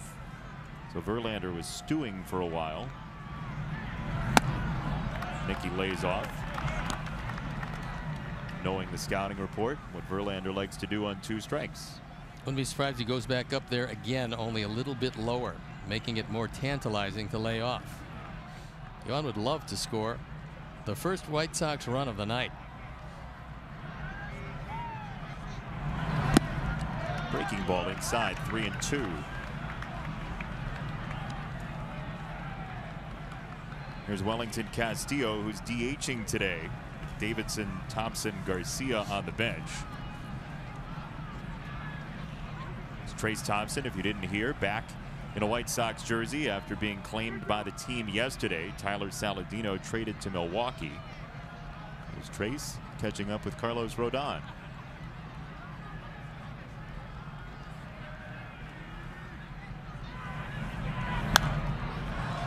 Pop-up foul.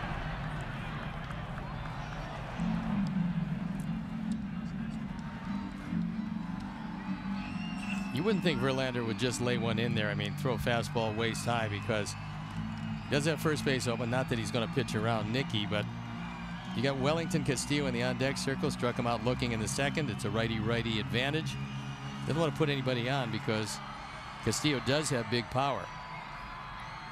But he's going to pitch him a little more carefully than he normally would in a situation that differed from this. See what he's got in mind for pitch number 60 tonight. Upstairs, Nicky lays off. Ball 4 as we check in with Chuck. Yeah, guys, Trace Thompson obviously now here. He was a member of the White Sox. Hit his first career home run here at then U.S. Cellular Field, and it came against, of all people, Hector Santiago. And I asked Hector about that today, and I said, you know who gave up Trace Thompson's first home run? And he quickly answered, yes, Hector Santiago. In fact, Hector, who knew Trace Thompson ahead of time, after the game asked Trace if he could have one of his bats signed by Trace. So Trace signed a bat of his, and on it he said, thanks for my first career home run. Any golf from here on in is on me. How about that deal? Little did Trace know he was going to have to pay up. He ends up on Hector's team once again. So I'm sure Hector's scouting out golf courses for Kansas City and St. Louis. He absolutely would love, in inclement weather, to accommodate all the golf that anyone can play. as long as it was like the last time we were in Kansas City or Minneapolis. Snow out on Easter. There's a strike to Castillo. But how about that? I mean, you know, all in fun. Oh, yeah, golf's on me. There are 30 teams. You're not going to end up on the same team again. And here we are. And actually, Hector was telling Trace before the game, I'm going to be throwing you heaters, just so you know. That day that he hit the homer? Yeah, it kind of tipped him off. Not to try to, like, say, I'm going to let you hit a home run off of him, but it was kind of a friendly thing, like, hey, this is how I'm going to get you out. And, well, it didn't work. Yeah, talking a little smack, and it didn't pay off. 1-2 on Castillo from Verlander. A little bit different approach to Castillo than it was to Nicky Delmonico. He was going to make sure that if Delmonico did hit the ball, he was going to have to hit it up and out of the strike zone. And put him on first base and took his chance with Wellington. Now, Wellington can spoil the parade, but another slider like the last one, and there'll be no parade. I love a parade. As I do too. There it is. Not happening. Slider, strike 3. 5 punch outs for Verlander. Coming up after this, we'll tell you about Blake Rutherford's magical night last night in A-ball.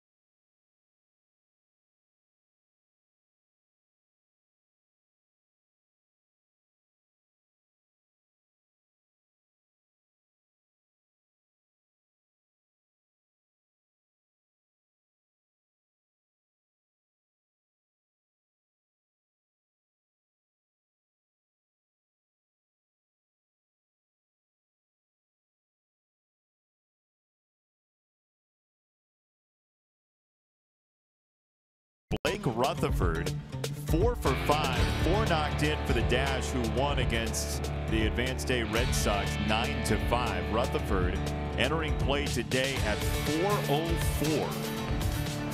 Pretty good. Yeah.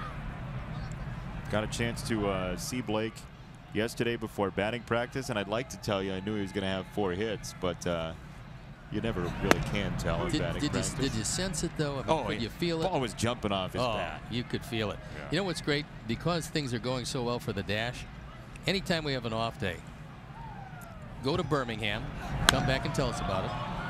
It sounds great. In the air to right field and twisting foul. Then Kannapolis and come back and tell us about it. The Advanced Rookie Great Falls Voyager, and then come back and tell us about it. They haven't started yet. But still, when they do, then wait a little bit when it gets a little toasty and go to the Arizona Rookie League White Sox baseball factory down there that is Glendale and Camelback Ranch. So you think every off day I should go to an affiliate? Yes, because you can tell us firsthand how Blake Rutherford's of the world are going to do. Backdoor to the outside corner, strike 3. Reddick goes down. And by the way, Michael Kopech pitching tonight for the Charlotte Knights. 5 innings, 6 hits, 3 earned runs. He struck out 10 at Indianapolis, just down the road a piece. And we're talking about a very small step from the major leagues at AAA. Michael Kopech has everything you need to be successful here, except a few more innings under his belt, some pitches, some situations that he'll have to face up here. And then, if the arm holds on, and I assume it's going to, there's a real good chance. And I'm not saying it's anytime soon, but there's a great chance that we will see him. I mean, and you know, it's just he's got that kind of talent. He's got as much talent as anybody down there, not only for the Sox, but anybody else. Dribbler to second base. Moncada on the charge. The transfer clean and the out made. Gurriel thrown out by Moncada. Nice play by Yuan. That splintered the bat. When it got by James, Gurriel thought for the briefest of moments that he had a base hit. But a nice pick, nice transfer, nice throw to first base, and Gurriel out by plenty. Moncada throws out his countryman, who's 11 years his elder. That's another one of those plays that typifies the growing international presence in Major League Baseball. As of opening day, MLB announced that there's over a quarter of the players in the league are from outside the United States. More than 1 in 4. That's, yeah, things are going steadily upwards in that department.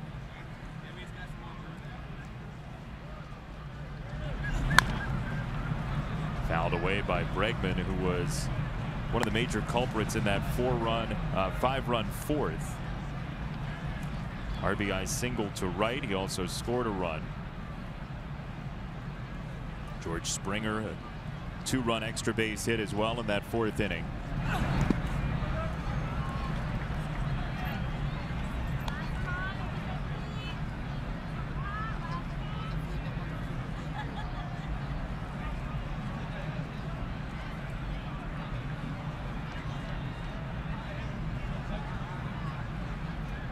One and 2.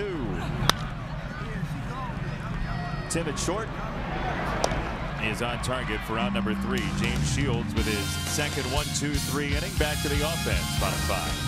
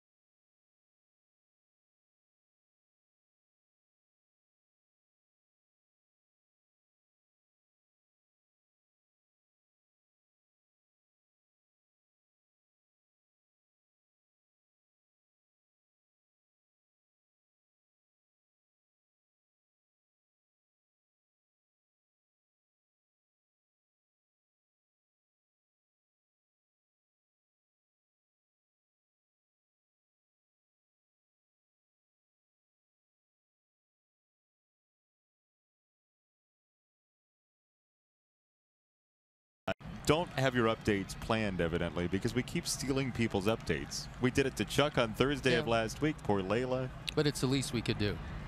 And that, of course, is what we did. We're going to have bumper stickers printed. Jason and Steve, the least we can do. Ball number 1 to Yolmer Sanchez, who had a comebacker to Verlander in the second. Sox have no hits so far tonight. 4 no-hit innings for Justin Verlander.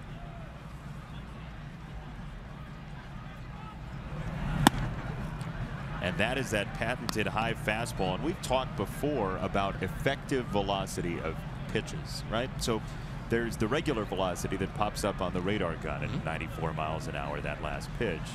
But there is the velocity that the batter sees, essentially, based on the stride to the plate of the pitcher, but also the location of the pitch. And the numbers show that fastballs that are upstairs look faster than low fastballs. They're harder to hit. You can't get your hands to them quite as quickly as you can when the ball is down. You got more time to adjust to a ball down than you do to a ball up.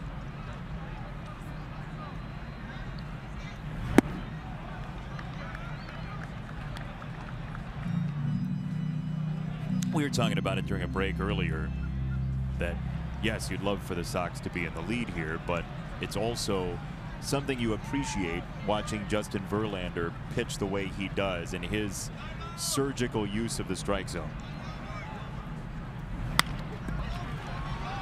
On the ground, left of second, one away, and here is your Sox Math winner for today. It is Noah's Ark 2x2. 23 runs times 2 teams for Trace Thompson. You might have been fooled. He was signed by the Yankees very briefly, but didn't play for them. So 46 plus 4 Shield starts, including tonight. That's 50 minus 6 games in the homestand. 44 is your answer. Sox Math tonight. Noah's Ark 2x2. In case there's rain, you know where to go.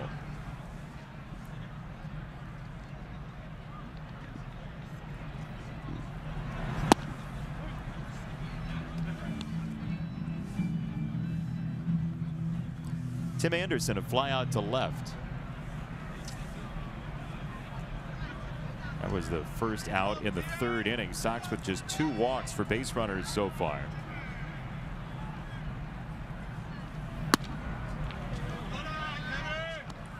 Tim already 7 walks this year.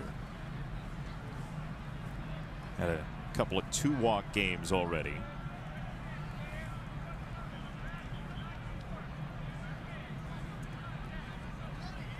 Total walks last year 13 in 146 games. So he is more than halfway to his walk total from last season in the first 15 games this season.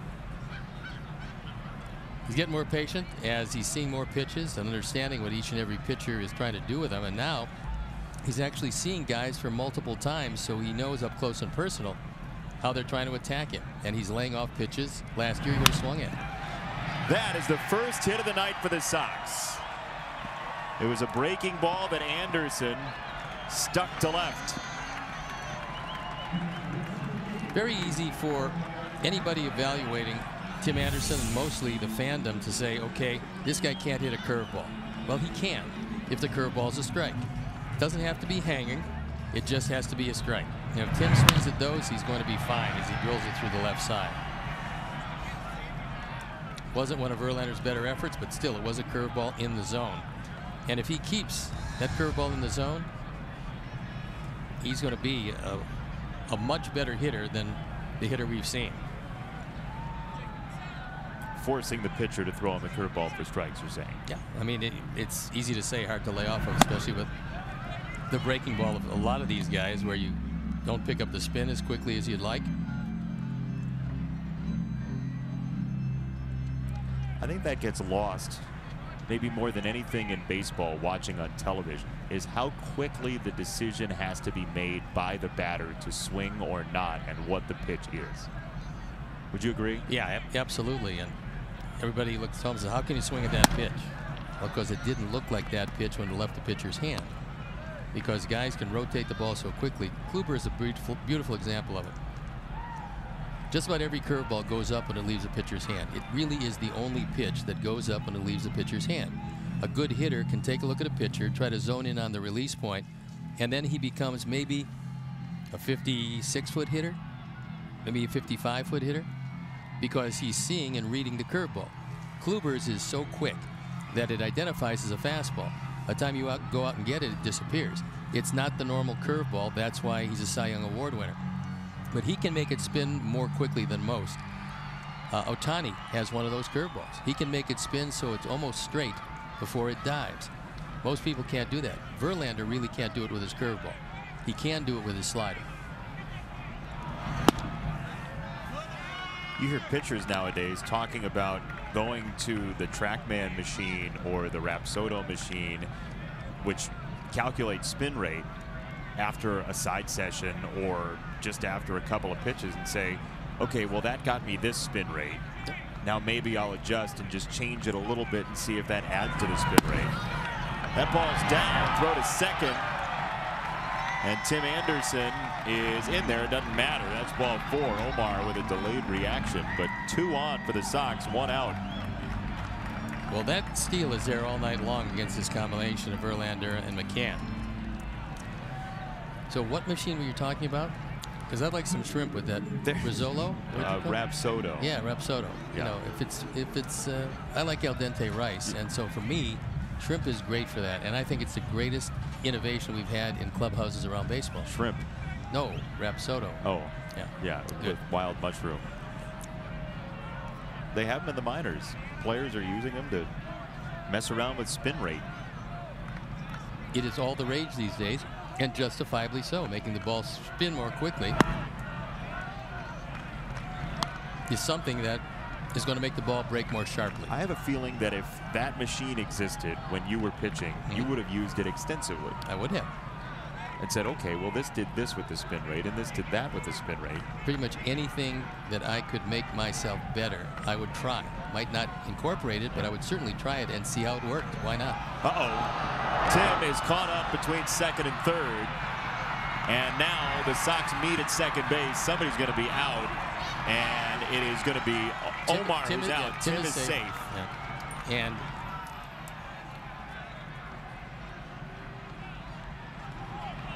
if they attack both of them and they were both standing on the bag, Tim would have the bag because it was his bag.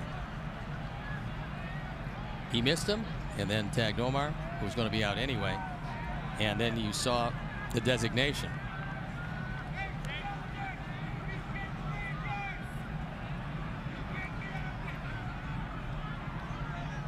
Table for 2, please. Anderson party. Adam Engel takes downstairs.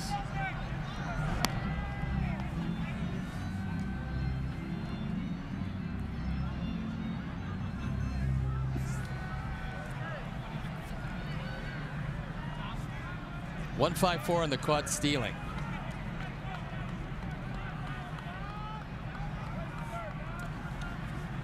Two 2-0 for Engel from Verlander. That was not the strangest base running play, though, that's happened between these two teams the past couple of days. Yesterday, Evan Gattis did not know necessarily how many outs there were. He decided that that double play was going to be the end. And so he started running toward the dugout. But it was the end. Except it was a triple play. That's right.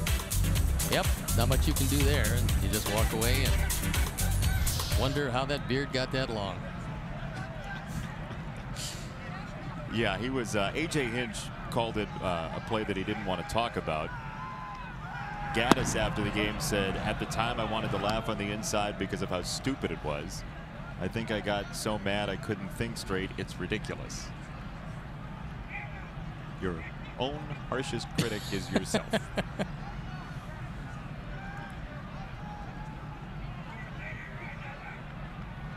Three and one.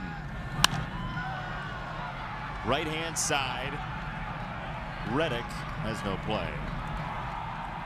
Fans experience Levy Restaurant's fine dining while enjoying a breathtaking view of guaranteed rate field from the Huntington Bank Stadium Club. Memberships are available to season ticket holders, and also they're perfect for non-game day events, including weddings and corporate parties. For more information regarding the Huntington Bank Stadium Club, please call 312-674-1000.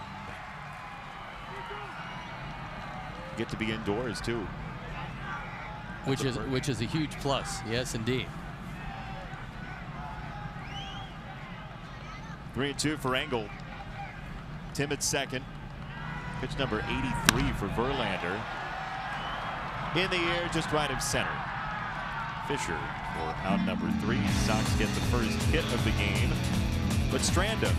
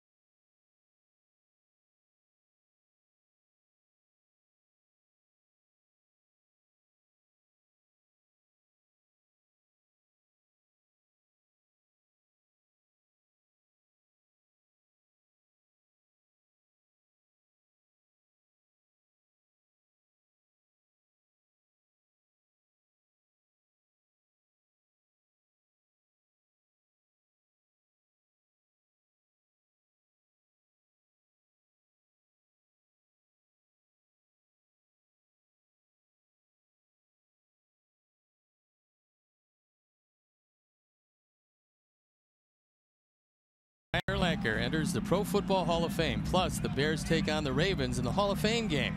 Go to profootballhof.com for more information. I know you grew up in Ohio. Have you been to Canton? I have. I need to go. I have not been to the Hall of Fame, however, but I've been there because my college roommate on the road, my catcher in college, Thurman Munson, the late Thurman Munson, was from there. Went to Canton Lehman, was all-state in 3 sports. And Canton is kind of just down the road from Akron. They call it Akron-Canton Airport, as a matter of fact. So yeah, I've been there, and it's a nice, charming little town that's growing bigger and bigger. But you know, along with Akron, and of course I went to Kent, which is kind of all in that area there, outside of Cleveland. Huge MAC baseball fan, Steve Stone. Absolutely. If Western Michigan's playing Eastern Michigan, Steve's watching it on his app. Well, there's no doubt about it, and rooting like crazy for Western because they were in the MAC when I was there. Eastern wasn't? No. You never went to Ypsilanti? No. You had to think about it, though. Danny Farquhar is listening. He is at the 100 pitch mark. James, who threw a couple of days ago in a game in earnest, gave it everything and is giving it everything he's got. And Ricky Renteria, knowing that it's 2 more with these Astros, and then Seattle comes to town without a break. He appreciates this effort probably more than James knows. Don Cooper the same way, and every one of these teammates recognize what James did here tonight. Out of play. Hey, Xfinity X1 customers, say, show me the Chicago White Sox into your X1 voice remote and get live team stats on your TV. Change the way you experience TV with Xfinity X1. 11 straight games, including a doubleheader in Kansas City, await this ball club. That's why this outing was so important for James Shields. So important to take the ball, go to the mound in the first place. So important to stay in the ball game and try to get this team through 6. He did very well and ran into a buzzsaw in the 4th inning. But overall, you would have to call it a plus performance. You just ran into another pitcher who was, once again, as Justin Verlander has been for quite some time, one of the best around. James Shields has very much embraced the role of grandpa on this team to these young pitchers. And part of what he's doing today is helping all of them out, whether it's in the bullpen or even as starters. I mean, if he goes an extra inning here, that means if somebody has a rough outing the next few days, they don't have to stay out any longer to save the bullpen. It's ball 4, Chuck Garfien. Yeah, you know, it was just a little tidbit about how Shields told Renteria that he wanted to play. He wanted to pitch. I mean, I think a lot of people assumed you throw 28 pitches at the end of a game on the road on Wednesday that he wouldn't start here on Friday, but after he got a text from Renteria on the plane, actually texted him on the plane, it was Shields just went over to Renteria and says, I'm your guy on Friday, I'm ready. So he took the ball. And Steve, as you know, the leaders, the veterans, they like the ball, and he wanted it today. Well, you don't go 9 times over 200 innings, Chuck, unless you want the ball all the time, and that gives any manager a sense of comfort. Look, is this the James Shields that was busy with winning 130-some games? No, it's not. But he's giving you the best James Shields he can give you each and every time out. Sometimes it doesn't work out very well because he's had a lot of pitches under his belt, but his contributions go far beyond what he's doing on the mound this season. His contributions to this team will resonate with these pitchers long after James is gone. The White Sox are going to reap the benefits of what James Shields has done in this clubhouse with these young pitchers long after James is gone, and that's the major contribution for James Shields. The fact that he's the only guy that has been around as long as he had with the success that he's had and imparting to the young guys who will be very, very good pitchers. Tim Anderson catches out number 1. Well, we were talking about this during the Rays series, but James Shields was the guy who essentially took over the pitching staff in Tampa Bay and helped develop the younger pitchers than he was. He certainly, when he came up, he was one of the few young pitchers on that roster. But then as guys kept coming up from the minor leagues, he would kind of guide them, whether it be learning the cutter or whatever it might be. He was the one that really took charge and grabbed hold of that pitching staff, and that the soul of the person is still there, even if the stuff isn't. Yeah. As competitive as they come, if he could learn how to teach that, teach the competitiveness that he has, he would be really something as an instructor. If he wants to be that somewhere down the road, he'd make a good one. But again, teaching competitiveness is probably the toughest part of what he's teaching all of these young kids. And he's got it. It's innate. It's part of him. Getting it when you don't have it and keeping it when you do get it are the two aspects of pitching that you absolutely have to have.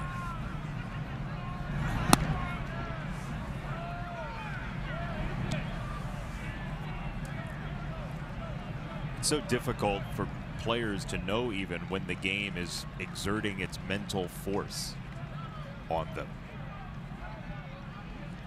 You got 5 senses, right? Last I counted. Trying to block them all out and think of the catcher and where you're going to throw the next pitch. That's the art of pitching. Tag to right field, and this goes rolling to the wall. McCann to third, Fisher to second, and 2 on with 1 down in the 6th. We talked earlier about Derek Fisher, and he's showing you tonight. He crushed the ball back in the 4th inning, almost hit it out of the park. Now he hits a ringing double down the line. This young man's going to be a good one.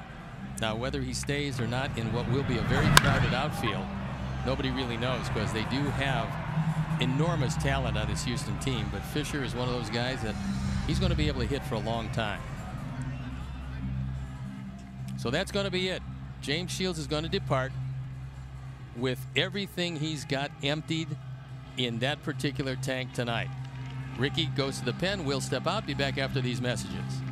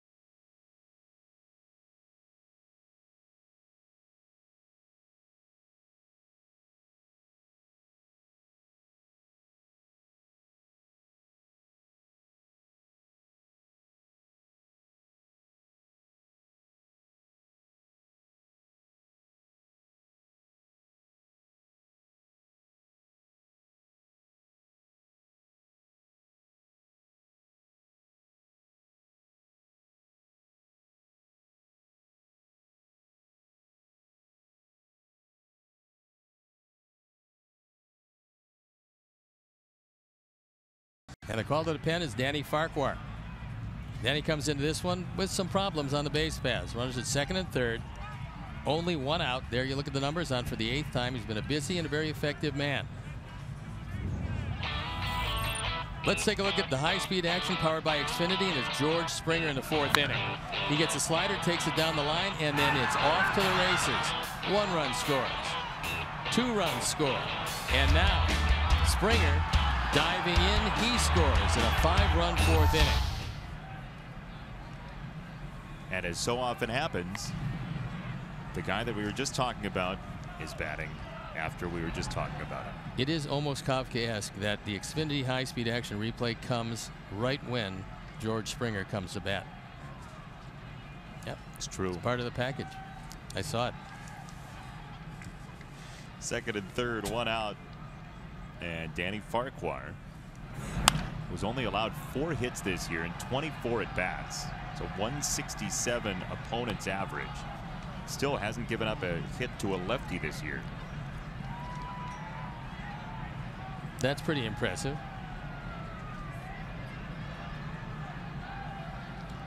Got to get by a whole lot of good righties, and there is Don Cooper talking with James Shields. Two very crafty veterans going head to head. Down the right field line, that's a fair ball into the corner for George Springer, and it brings a couple home. So the Astros continue to develop the lead. Springer drives in 2 more.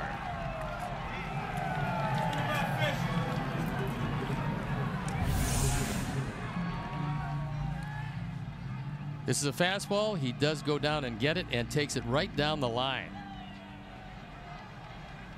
Springer got plenty of speed, realizing probably going to be a triple anyway. If it stays in the ballpark, it doesn't, but it does drive home another 2, giving him 4 for the game on 2 doubles.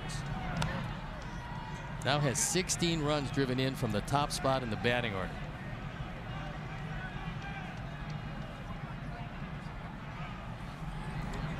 Dinged up a little bit mid-season last year, but rounded out his 2017 with a World Series MVP, and he's one of those guys that really typifies the new age leadoff type hitter in Major League Baseball. It's one of those guys that doesn't mind striking out, will make contact. When he does, he can fly, and he's very strong to go with it, so not much he can't do. We see if we can get the Colt 45s in here for this series instead of this current set of Astros.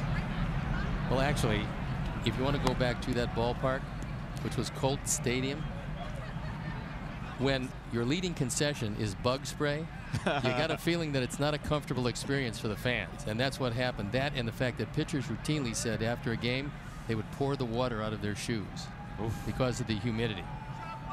And very famously, Hall of Famer Ernie Banks at that very stadium proclaimed, as he did just about every day, "Let's play 2." Well, as the story goes, he collapsed at third base and didn't even make it 1, let alone let's play 2. That was a tough place to play before that dome was built. You can't even imagine. I mean, middle of the summer in Houston, the humidity is. It sounds funny, but. And he gets him. So Altuve, after the throw, throws him out. But it is true, they used to walk around with bug spray in a, one of those metal cans, and they would spray you for 50 cents. And you needed it because the mosquitoes looked like buzzards. 2 bites, you need a blood transfusion. That's all it took. What happens on the 3rd bite? Well, adios. Well, get your Colt 45 season tickets today. Okay, so let me check off the 7-0 line of banter, and we'll we hope to hold it right there.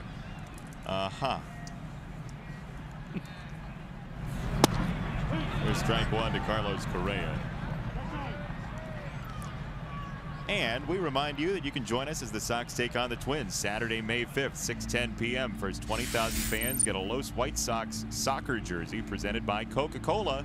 Taste the feeling. To purchase tickets, visit whitesox.com. And if you'd like to see that jersey on video, you can check out the White Sox Twitter page or whitesox.com. The Sox TV crew did a video with Yolmer Sanchez wearing that Los White Sox jersey. He was doing some soccer tricks. We got a lot of fans of soccer in that locker room. Oh yeah. I mean, and these guys are pretty good at it also. There are times you walk into the clubhouse and there's a soccer match going on, like with a ball indoors. I preferred the match where they used a hockey stick into the basket that held the wet clothes. And Yolmer, of course, in the middle of everything, was trying to flip it in there with the hockey stick. Didn't work out real well. I think the score was 1-0 after about an hour and a half of play. But it went 16. Yeah, it did.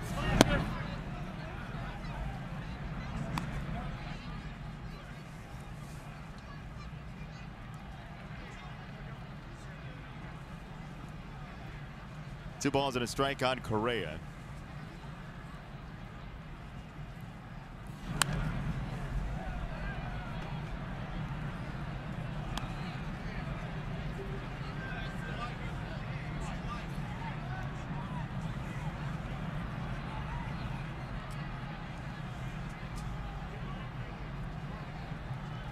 Two runs in the inning, charged to James Shields. And this 2-2 is low and in, so 3 balls and 2 strikes to Correa, who's gone to 2-2 at least in all 4 of his at-bats tonight. Usually not a great omen when your third hitter is hitting for the 4th time in the 6th inning. That usually doesn't bode well. Correa hits this ball well to right field. Avi's back at the warning track and the wall, and it's gone. 2-run homer, Carlos Correa. It's 9-0.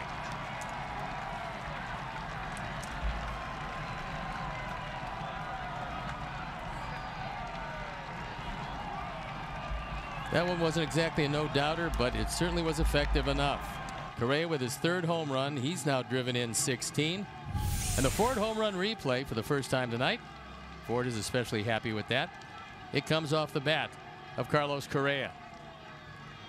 And to get it out tonight, you've got to really crush it. This was a towering fly ball that just kept on going. Avi thought he had a shot. He goes up, tries to time it, but it's too long for him.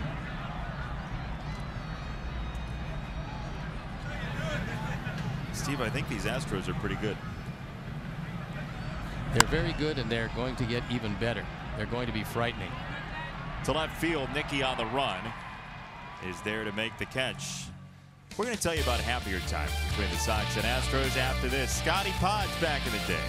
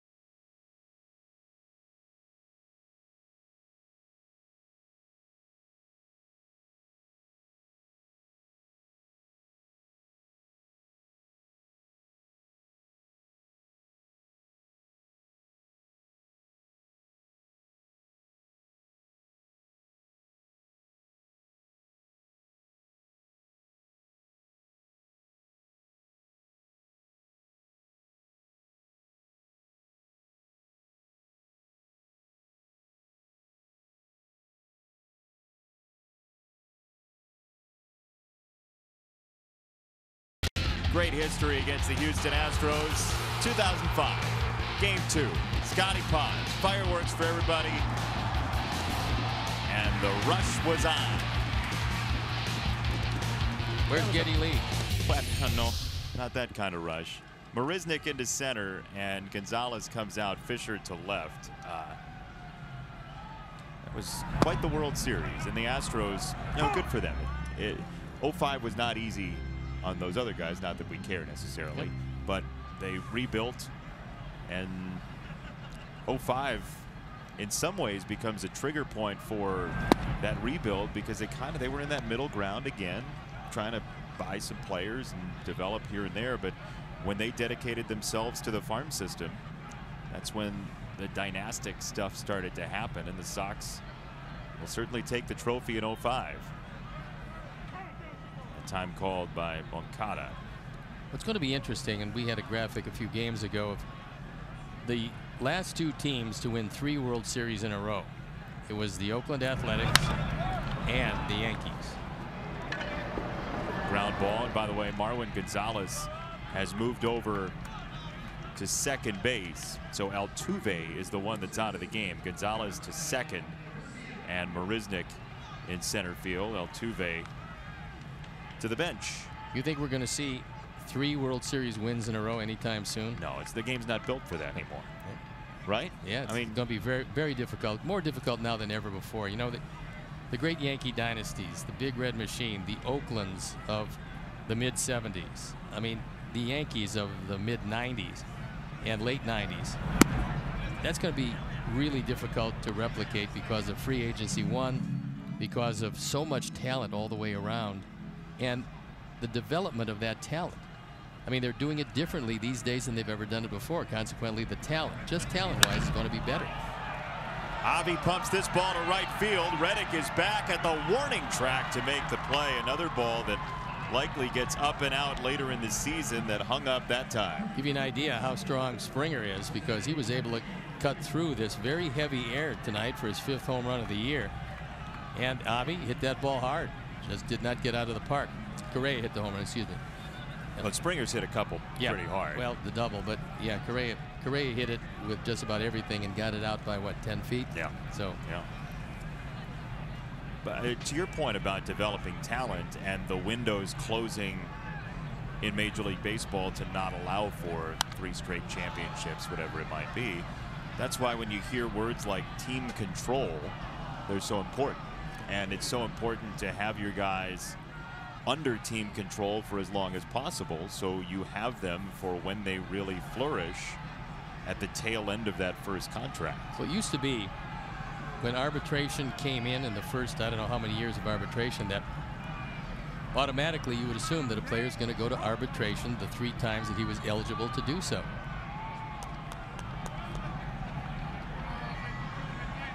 Well, we have something going on in our dugout at this point, and we will see how that plays out. It's a called strike to Jose Abreu. Sox are down 9-0.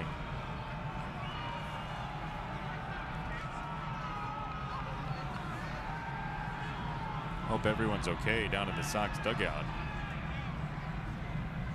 We do have our Chuck down there, and he should be able to get a report of one such or something else. I don't know, and we don't, but you can't speculate in situations like this. You wait and see how it unfolds. That's true.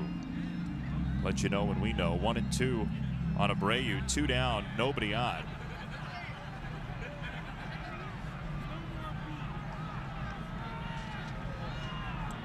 Four-run inning for the Astros.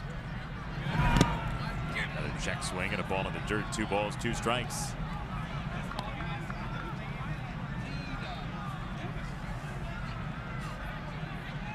.92 pitches, and Verlander is still rolling right along.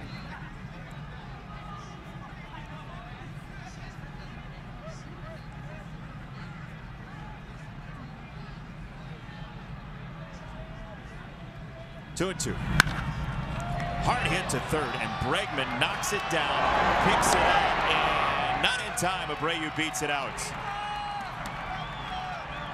That was a rocket. With Bregman back as far as he could go in the infield, he still got handcuffed by a 1-hop rocket. Watch it again. Jose always squares up Verlander well. This time it almost knocked the glove off of Bregman, who recovers, bounces it across, and just misses him at first. So there's some athleticism. Stayed right with it and made it awfully close at first base on the skip throw.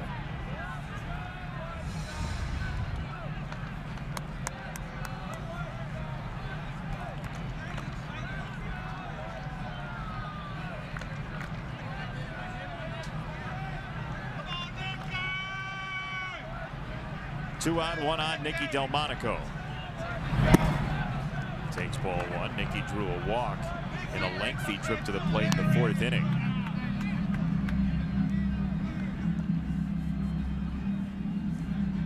Oh, this Astros bullpen's no fun either. They got some arms. Ken Giles dealing with a back injury right now, but everybody else is pretty raring to go. Well, you take a look at this entire pitching staff, and they are leading the American League by a wide margin for a reason, and it's up and down that pitching staff. Not just the rotation is spectacular, bullpen is very good, but put them all together and it's a great pitching staff.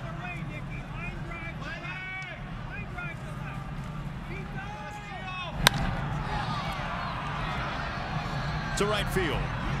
Reddick has the final out in his grip, and the inning ends 9-0 Houston.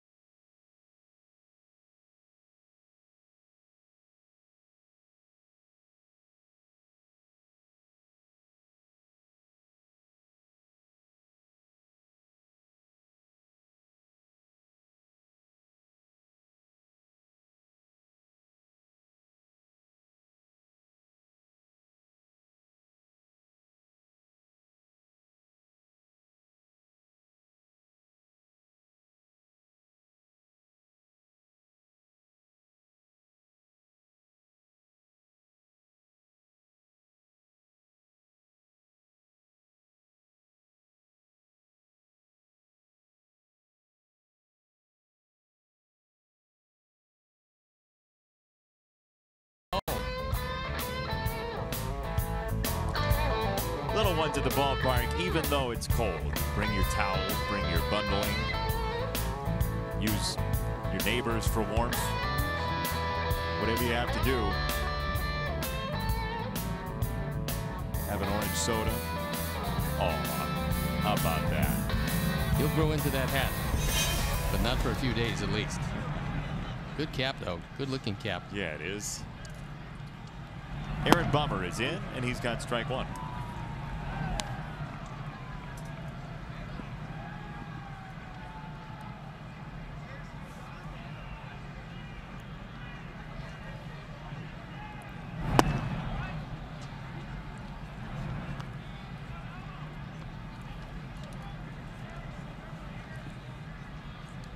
Ball and a strike on Gurriel. We were talking about his brother earlier, Lourdes, up from Double-A to stand in for the first time in the Blue Jays lineup, and he has had a nice night. He's 2 for 5, 3 driven in his debut for the Blue Jays. It's pretty impressive. It's a nice debut. They have basically everybody's son on that team, let alone the brother of Yuli Gurriel. They have Bo Bichette, Vlad Guerrero Jr. I mean, they are full of second-generation Major League talent. By all indications, Guerrero Jr. is pretty good. The home run he hit in Montreal in the exhibition season. I mean, you can't script that. To second base, and Yohan Moncada. Let's check in with Chuck Garfien. Chuck? Yeah, hey guys, a little bit of an update of what happened in the dugout. The paramedics were called into the dugout. Something did happen with Danny Farquhar. I don't know anything more than that, but they did take him away. He's not in the dugout anymore, but I'm told it did involve Danny Farquhar. That's all I can report right now. Thanks, Chuck. We certainly hope Danny's okay.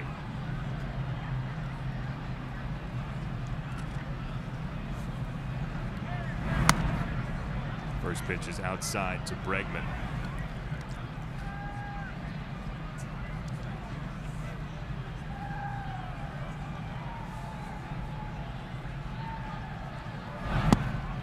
Now 1 ball, 1 strike to Alex Bregman. 5-run 4th, 4-run 6th for the Astros so far tonight. Sox and Astros will play again tomorrow. That's a 6:10 first pitch. Scheduled starters are Dallas Keuchel and Lucas Giolito. And then a 110 Sunday, Lance McCullers and Reynaldo Lopez, who's looked very good so far for the Sox this year. Lopez's stuff has been terrific. And getting it in the zone makes him pretty much unhittable at times. But control has been an issue, as with all pitchers, but especially all young pitchers. But the arm is there. The arm is top of the rotation stuff. There's a swing and a miss. Aaron Bummer with back-to-back outs to begin his trip to the mound tonight. 2 away.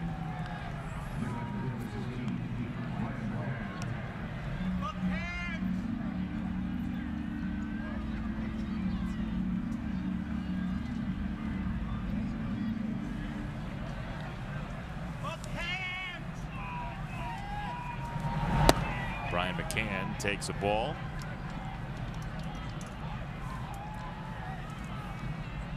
He has not made an out tonight. 2 walks and a hit for Brian McCann, who the last 12 years has had at least 15 home runs. There are 3 players who've done that the last 12 seasons: Brian McCann, Miguel Cabrera, and Albert Pujols. That's pretty rarefied air. 14,211 here tonight. Started out fairly chilly. Now it's gotten downright cold. But tomorrow, better things ahead. It's supposed to be a beautiful day.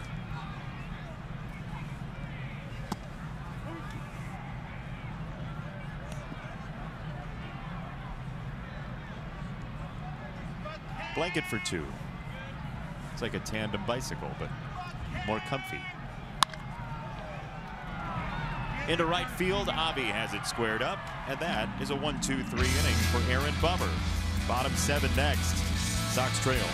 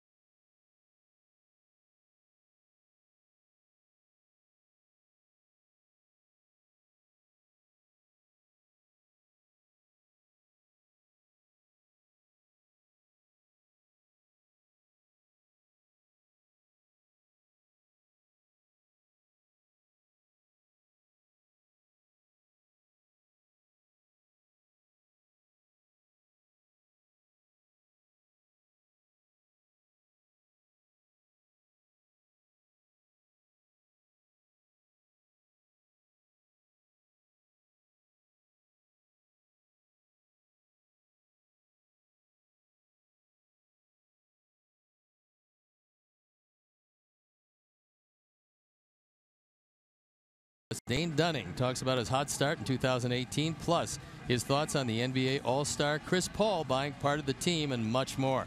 Visit NBCSportsChicago.com/podcast to subscribe today. And we got a new pitcher in the ball game, Joe Smith. And I happened to talk with Joe before the game. We were walking to his locker room at the time. Said he's fooled him again. He's had a long career, very successful career, always very tough on the right-handers. He's a side-wheeling right-hander himself. And there you look at the numbers, on for the 8th time, so he's been durable, as he usually is. And for a while, part of that very good Cleveland bullpen. He's never had an ERA in any season above 383. Isn't that amazing? 11 years. I mean, that's why he's still here. As he says, fooling him, but not fooling anybody. He's awfully good and very tough on the right-handers.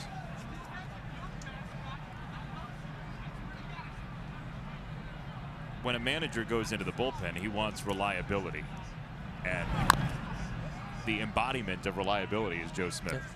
He just wants to know that whoever he brings in is going to get the ball over the plate. The rest of the stuff certainly is beneficial, but you don't get the ball over the plate, you apply another trade somewhere else.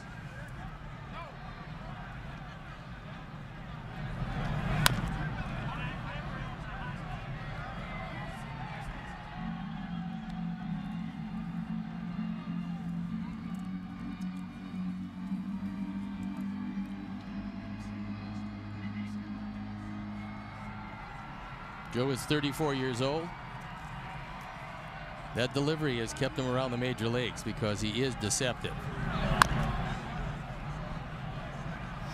Started out with the Yankees, spent a great deal of time with Cleveland before moving over to the Angels, before moving over to the Cubs, before moving over to Toronto, and back to Cleveland, and now found himself with a very good baseball team. Not that he wasn't on others before,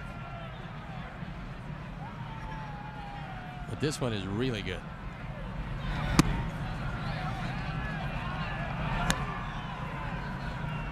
There's the pen. Carson Fulmer loosening up. It could very well be to try to get him untracked.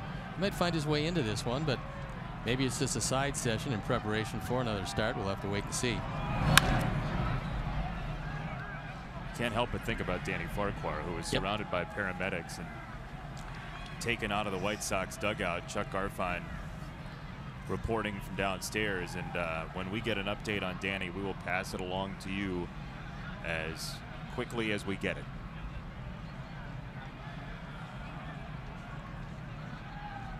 Two and two on Castillo. Downstairs, Chuck. Yeah, the only update I have is he was taken to a hospital. He's out of the stadium right now. Paramedics came in, administered him, and they left, and he's on his way to a hospital right now. That's all I can tell you. Chuck, thank you. 2 and 2 on Castillo, and it's grounded foul.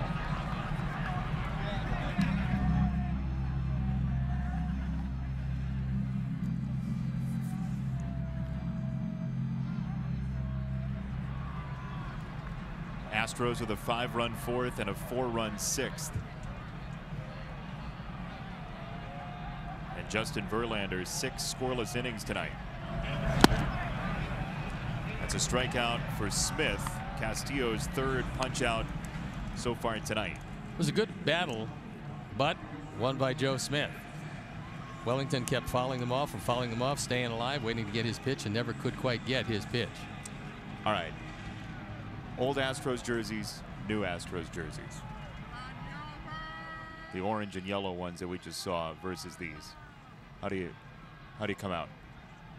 Well, being road jerseys, I think they're handsome jerseys. I didn't like the rainbow jerseys very much in bygone years. You didn't? No. Those are the ones that, yeah, that's, yeah. No. Well, that's, yeah, no. Looked like they shared with the 80s Denver Nuggets. Now there's the new one. And there's the World Series. That always makes the uniform look a whole lot better. That's right. That's right. You win it while you're holding the trophy. That's it. You wear that, and that'll do the job. Well, one guy might be a little down on his jersey.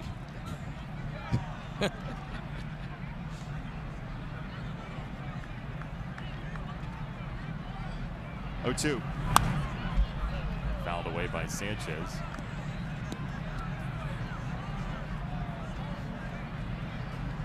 Just an interesting before and after. Old jersey, guy having a drink. New jersey, guy texting. There you go.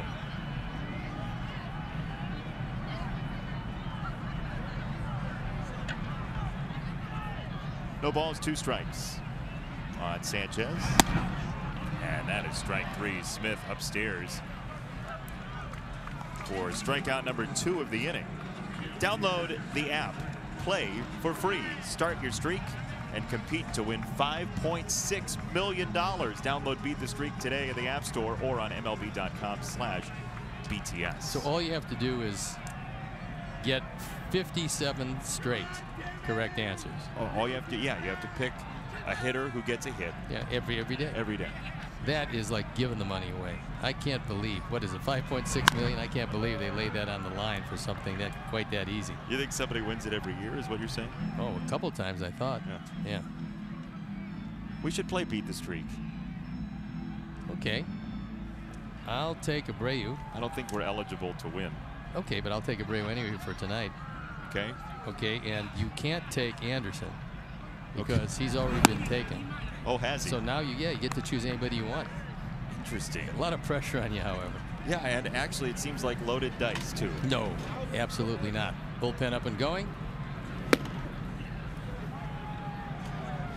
Colin McHugh, really capable starter. Quite some time. Now, pretty tough to find a spot in that rotation because McHugh's had some pretty good years.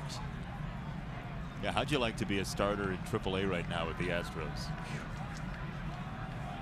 Can I have a trade, please, yeah, you Alex? negotiate the out in the contract right around July 1st. To right field, Reddick makes the play.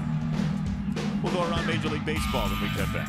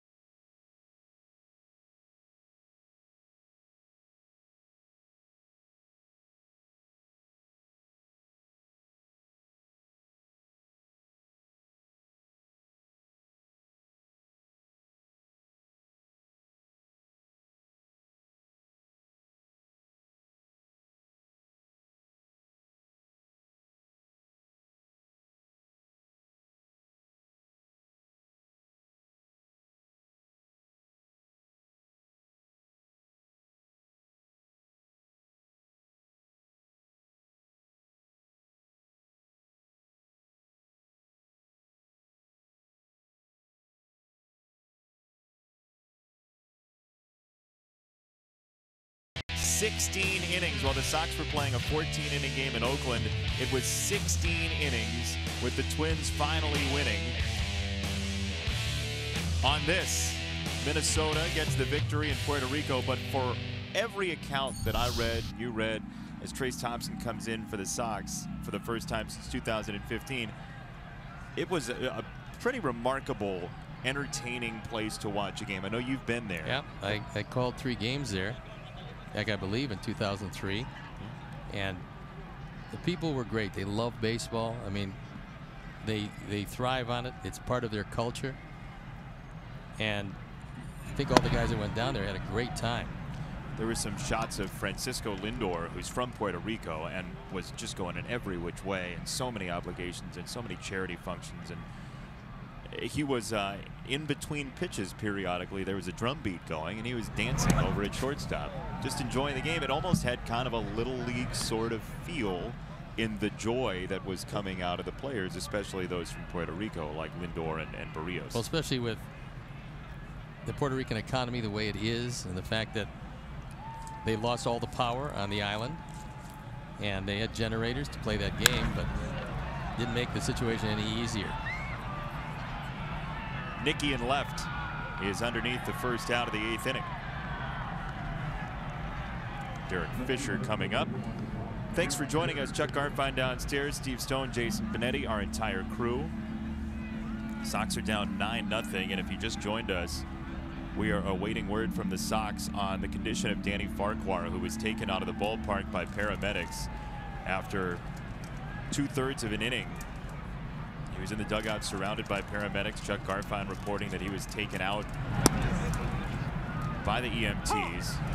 We await word on the status of Danny Farquhar, and we are thinking about him and wish him the very best. Echoed here.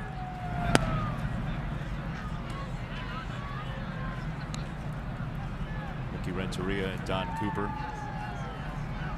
They're trying to figure out right now, as Ricky listens to Don explain what he wants to do at the bullpen, who's going to come up next, how many outs does he want for him, does he want to get another pitcher some work, so he might use 2 more the rest of the way. But this is still a very encouraging outing for Aaron Bummer to this point. He's come in, retired 4 in a row, and throwing the ball well.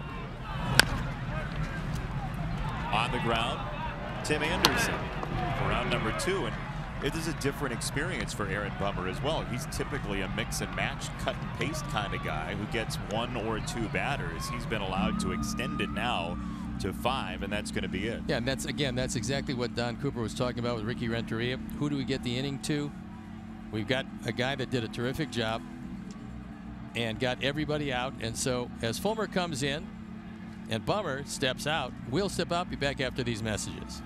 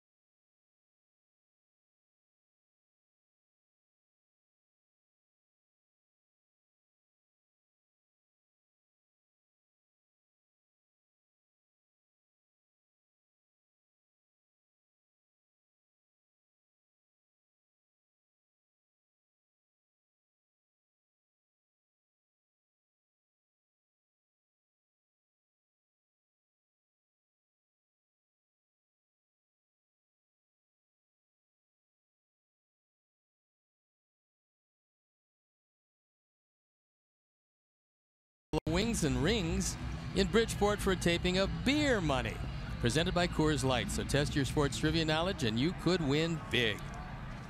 Love Beer Money. That show is outstanding. It's our Lakeside Bank call to the pen, and it is Carson Fulmer. And sometimes with a starting pitcher struggling with his release point, you move him into the pen for a while and let him get that back again. And in this case, he's talking with Kurt Hassler all the time, who has done a great job out there along with Don Cooper. And they work hand in hand to make the pitchers learn and grow and develop. So Carson Fulmer, who we last saw in that last game for an inning plus in Oakland, coming out of the bullpen here tonight.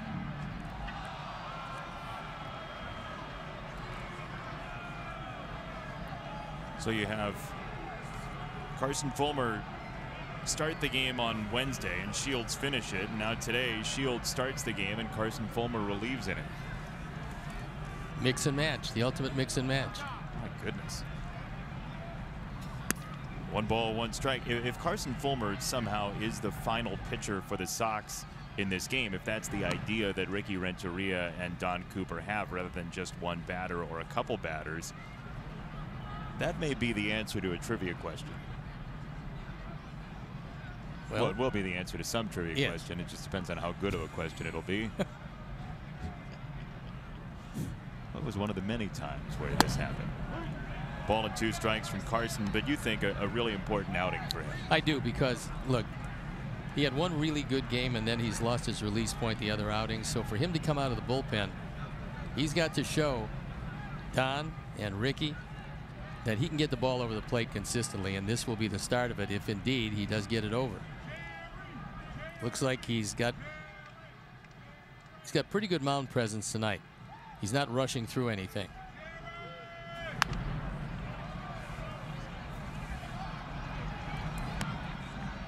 One and two to Springer, who's driven in 4 tonight.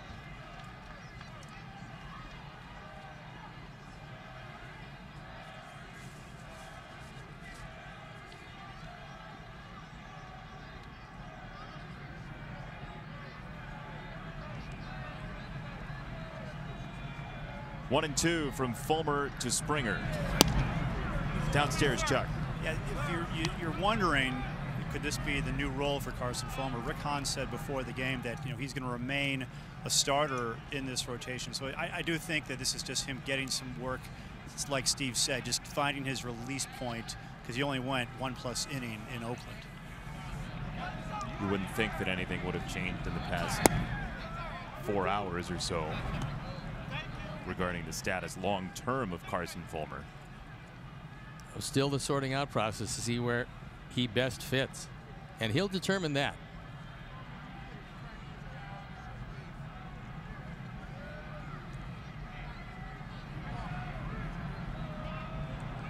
Three and two.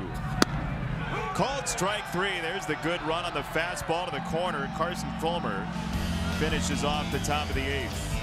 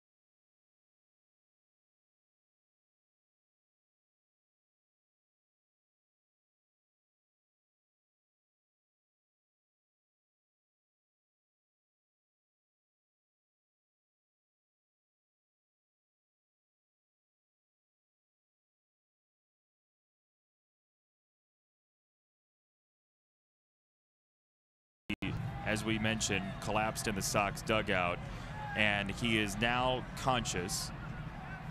We have a report from the White Sox. He's conscious.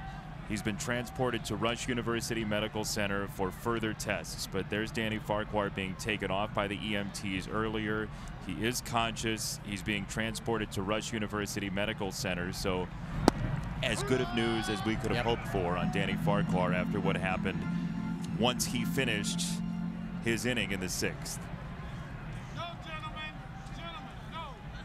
We'll tell you about Colin McHugh in a bit here, but a collective sigh of relief by everybody associated with the White Sox family.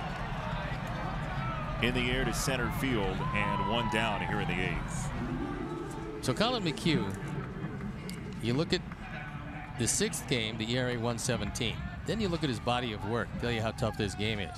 With Houston, after coming over from Colorado, he went 11-9 with a 2.73 ERA in 2014. Then he went 19-7 in 2015 with a 3.89 ERA.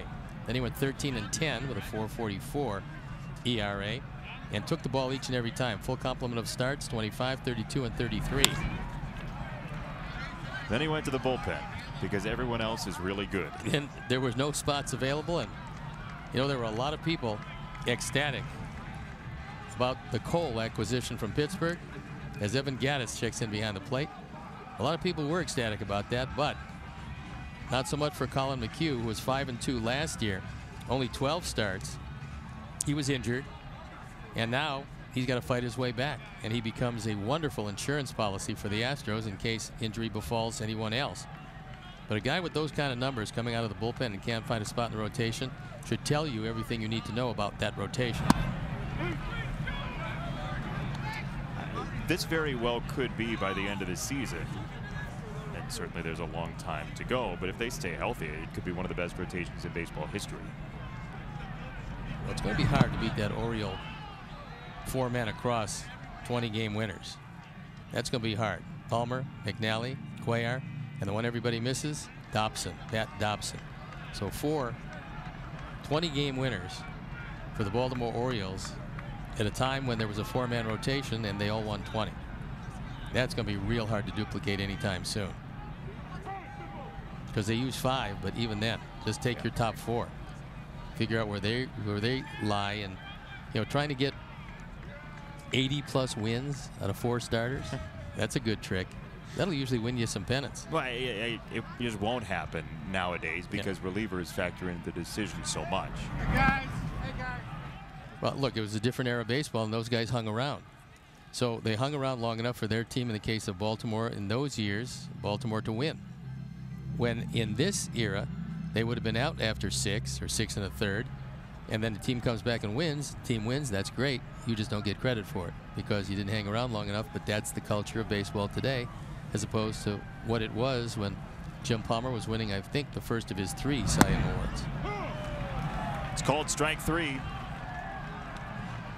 Bullpen has faced 6 and retired 6 for Houston tonight.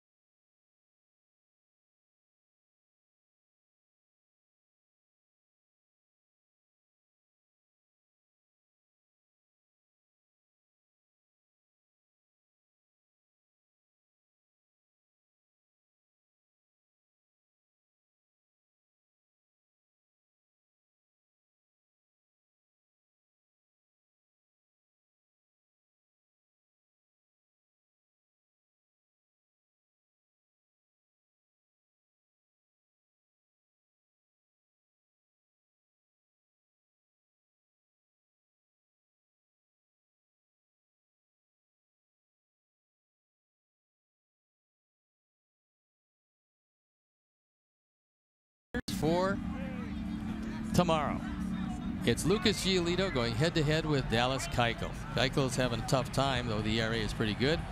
Lucas has been having some tough times, and now he's got to get the feel for the curveball again, get his full complement of pitches, and face a very good baseball team. As Carson Fulmer is doing here in the 9th inning after striking out Springer to finish the 8th, and Jake Marisnick in his first at bat of the night, the former Blue Jays draft pick. A couple of home runs so far this year for Marisnick.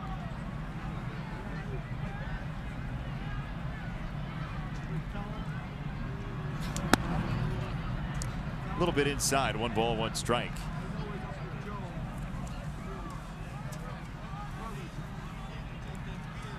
Astros trying to go to 4-1 on this road trip so far.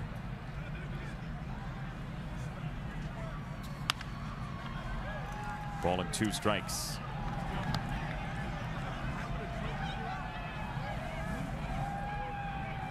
Sox will play Seattle for the remainder of this homestand, and the Mariners are in a 2-2 tie at Texas in the 8th inning.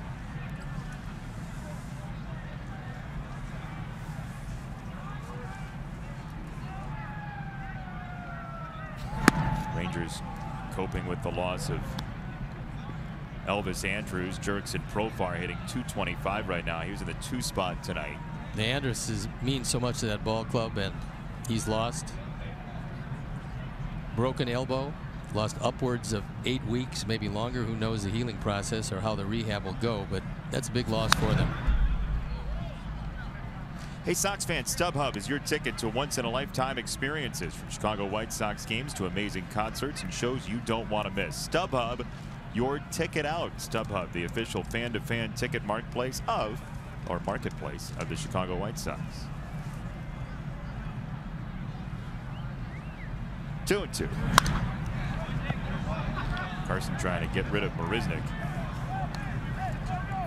Carlos Correa, a 2-run homer in this game. Springer's driven in 4.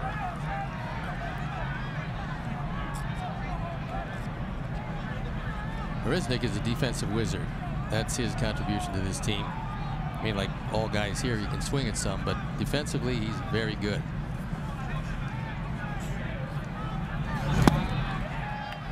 Carson does get strike 3. And let's check in downstairs with Chuck Garfien. Hey, Chuck. Hey, guys, a surprise visitor in the White Sox clubhouse today and now in the dugout. That's Carlos Rodon. He's been rehabbing in not spring training, but in Glendale, trying to get his shoulder back, and he's just going to get his shoulder checked out by the doctor here in Chicago tomorrow. And he's going to throw with Don Cooper, and he is on track to return to Glendale for extended spring training. Assignment or 2 or 3, we don't know how many it's going to be, and he's currently looking like he's on track for a return maybe late May, early June. Good news, Chuck, there. Not so good news here.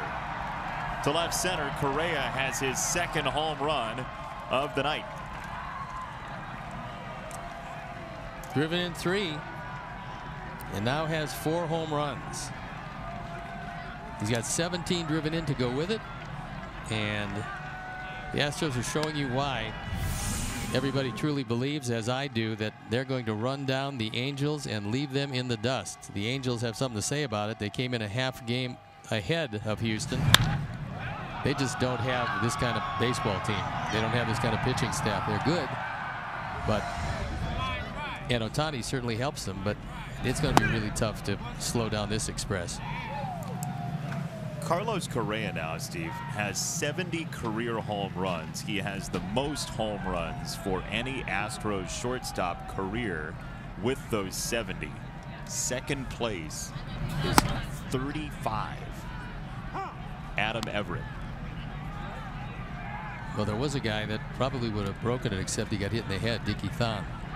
A lot of folks don't remember him, but we go back in the Wayback Machine, and he was a really promising player, then got hit in the head, and things just didn't work out for him after that.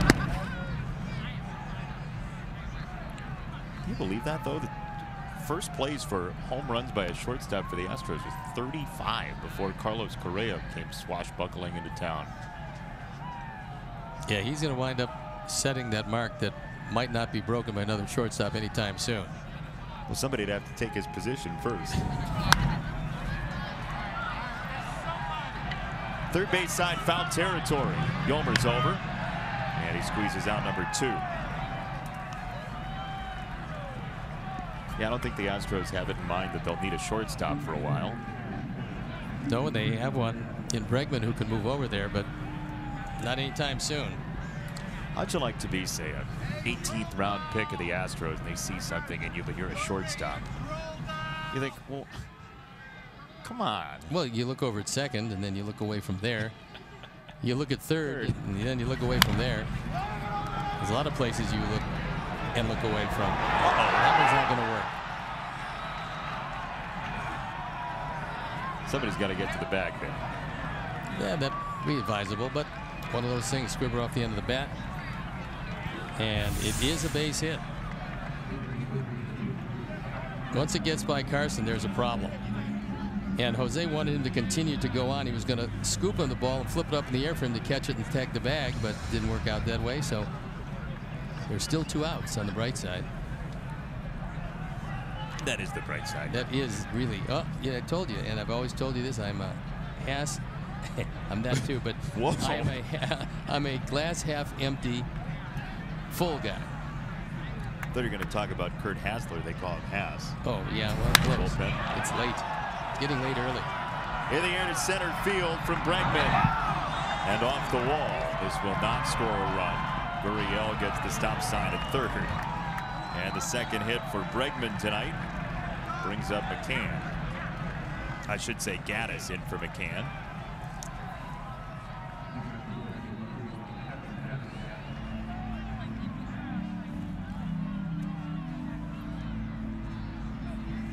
So second and third, 2 out. And here comes Evan Gaddis. Gets his first swing of this game. We showed you the triple play he was unwittingly involved in yesterday when he walked off the field. Well, despite no home runs, you can see this guy is really strong. He can hit him a long way.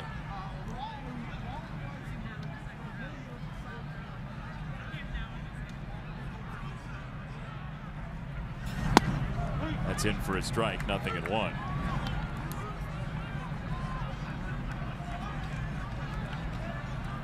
So let's assume for a moment that he grows that beard a lot longer and then puts mustache wax on it and then gets hit in the base of the beard while attempting to not swing at a baseball.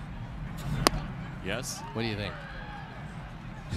Let's say it's a 2-foot-long beard with lots of mustache wax, and it moves out over the plate. Do you give him first is the question. I like when Pat Venditti, the ambidextrous pitcher, showed up. They might have to have a rule for that. They might have to write in a rule about lengthy beards and the strike zone. I would think they'd have to. There is strike 3. And that shall do it. Astros get a run. Correa, the homer. 10-0, bottom 9 next.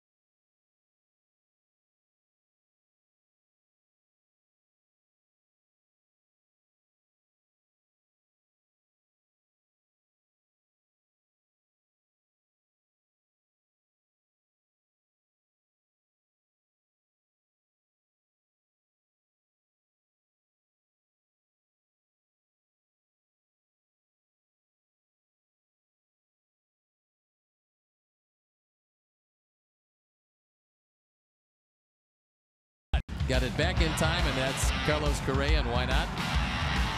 That one made it by just enough, and that one, well, that was a bomb. No doubt about that one. So a big night for Carlos Correa and the Houston Astros. And that morphs into our Miller Lite Hold True moment. And Ken Giles comes into this for the 7th time. He'd been nicked up and now grabbing an inning, trying to nail it down. And for the first time since 2015, Trace Thompson in a White Sox jersey grabs a bat. Sox picked him up yesterday during the off day. Tyler Saladino traded to Milwaukee. Trace has been with the A's for the past week or so. Been designated for assignment. Sox picked him up off of waivers and put him on the active roster today. First pitch, ball one. Trace Thompson had an awesome catch against Yasiel Puig at Dodger Stadium and his former team. Take a look. Puig puts a big charge into this thing, and Trace brings it back. Well, Puig at least tipped the cap, and he stared it down, and it stayed in the park.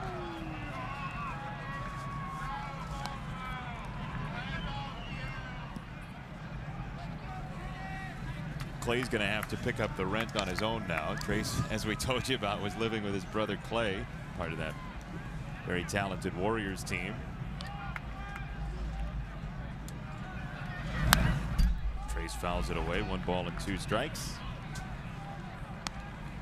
Chuck, what do you have? Well, Trace said today he was actually devastated when the White Sox traded him away a few years ago. He was drafted by the White Sox. He was 18 at the time, wanted to play his whole career here, and Rick Hahn said at the time that it was one of the more difficult conversations and phone calls he had to make, but then calling him the other day to let him know that he was coming back to the White Sox, that was a lot easier for Rick Hahn. I mean, you know, Steve, you grow up with an organization, and you just, even though you know it's probably not going to happen, you just imagine that you're going to stay your whole career with them. Everybody knows the business of baseball, and then they know that you move around a lot. You don't expect to move quite as quickly as some people, but there's no doubt that the day of one guy staying on one team for his entire career, it's not over, but it's going to be more scarce with every passing year. It's just the way baseball works. Sometimes it's just strictly economics. Other times it's a trade that you have to make and you don't want to. One more thing on Trace, actually. He had an inkling that it would be possible for him to return to the White Sox sometime in the near future because he was training with the Dodgers at Camelback Ranch. He was staying in contact with a lot of White Sox players, former teammates of his, and he knew the writing was on the wall with the Dodgers that there was not going to be much space for him on the team. So he was thinking in the back of his mind, maybe somewhere down the road, I could be back with the White Sox one day, and here he is. And by the way, we were talking about Clay, his brother. There's a tunnel that goes from Oracle Arena to the Oakland Coliseum. They're right across from each other, and Clay was actually at the game on Monday at the Coliseum very briefly. He was looking for the tunnel to make his way to the Coliseum and get to see Trace a little bit as Abreu flies this ball to center, and it'll hang up for out number 2. But that's how easy it is to get from one to the other. It was like childhood for a while for them. We were talking about this the other day, but it was sort of like when they were growing up, that Trace would go to Trace would go to baseball practice, Clay would go to basketball practice, then they'd come back home, have dinner. Well, they was able to do that for a very short period of time as adults. But I think that Trace is pretty happy to be back here. Organization that raised him. He's very familiar with everybody here, and he will fit in seamlessly, and we wish Tyler Saladino the best in Milwaukee. He's a really good guy. His aspirations are to be a coach when his career is over. Hopefully that won't be for a long time yet, as he still has something to give a major league team. He'll be a really good coach, don't you think? Yes, he will. I think he'll be outstanding. He's got a great grasp of the game. Comebacker, and that's going to do it. The Astros with a big win in the opener. Bullpen and Verlander together untouchable. Just an outstanding Houston baseball team, and they showed it again here tonight. Our Sox were never in this one, so better luck tomorrow night. We will see you then, and get your rest. Sounds good. See you then. We say farewell. From Guaranteed Rate Field, for our producer Keon Dolachahi, our director Jim Angio, associate producer Dave Ross, tech manager Mark Harper, executive producer Greg Bowman, and our entire NBC Sports Chicago crew. For Chuck Garfine and Steve Stone, I'm Jason Benetti. So long. Coming up next, Subaru White Sox postgame live. You've been watching Chicago White Sox baseball on NBC Sports Chicago. Good night.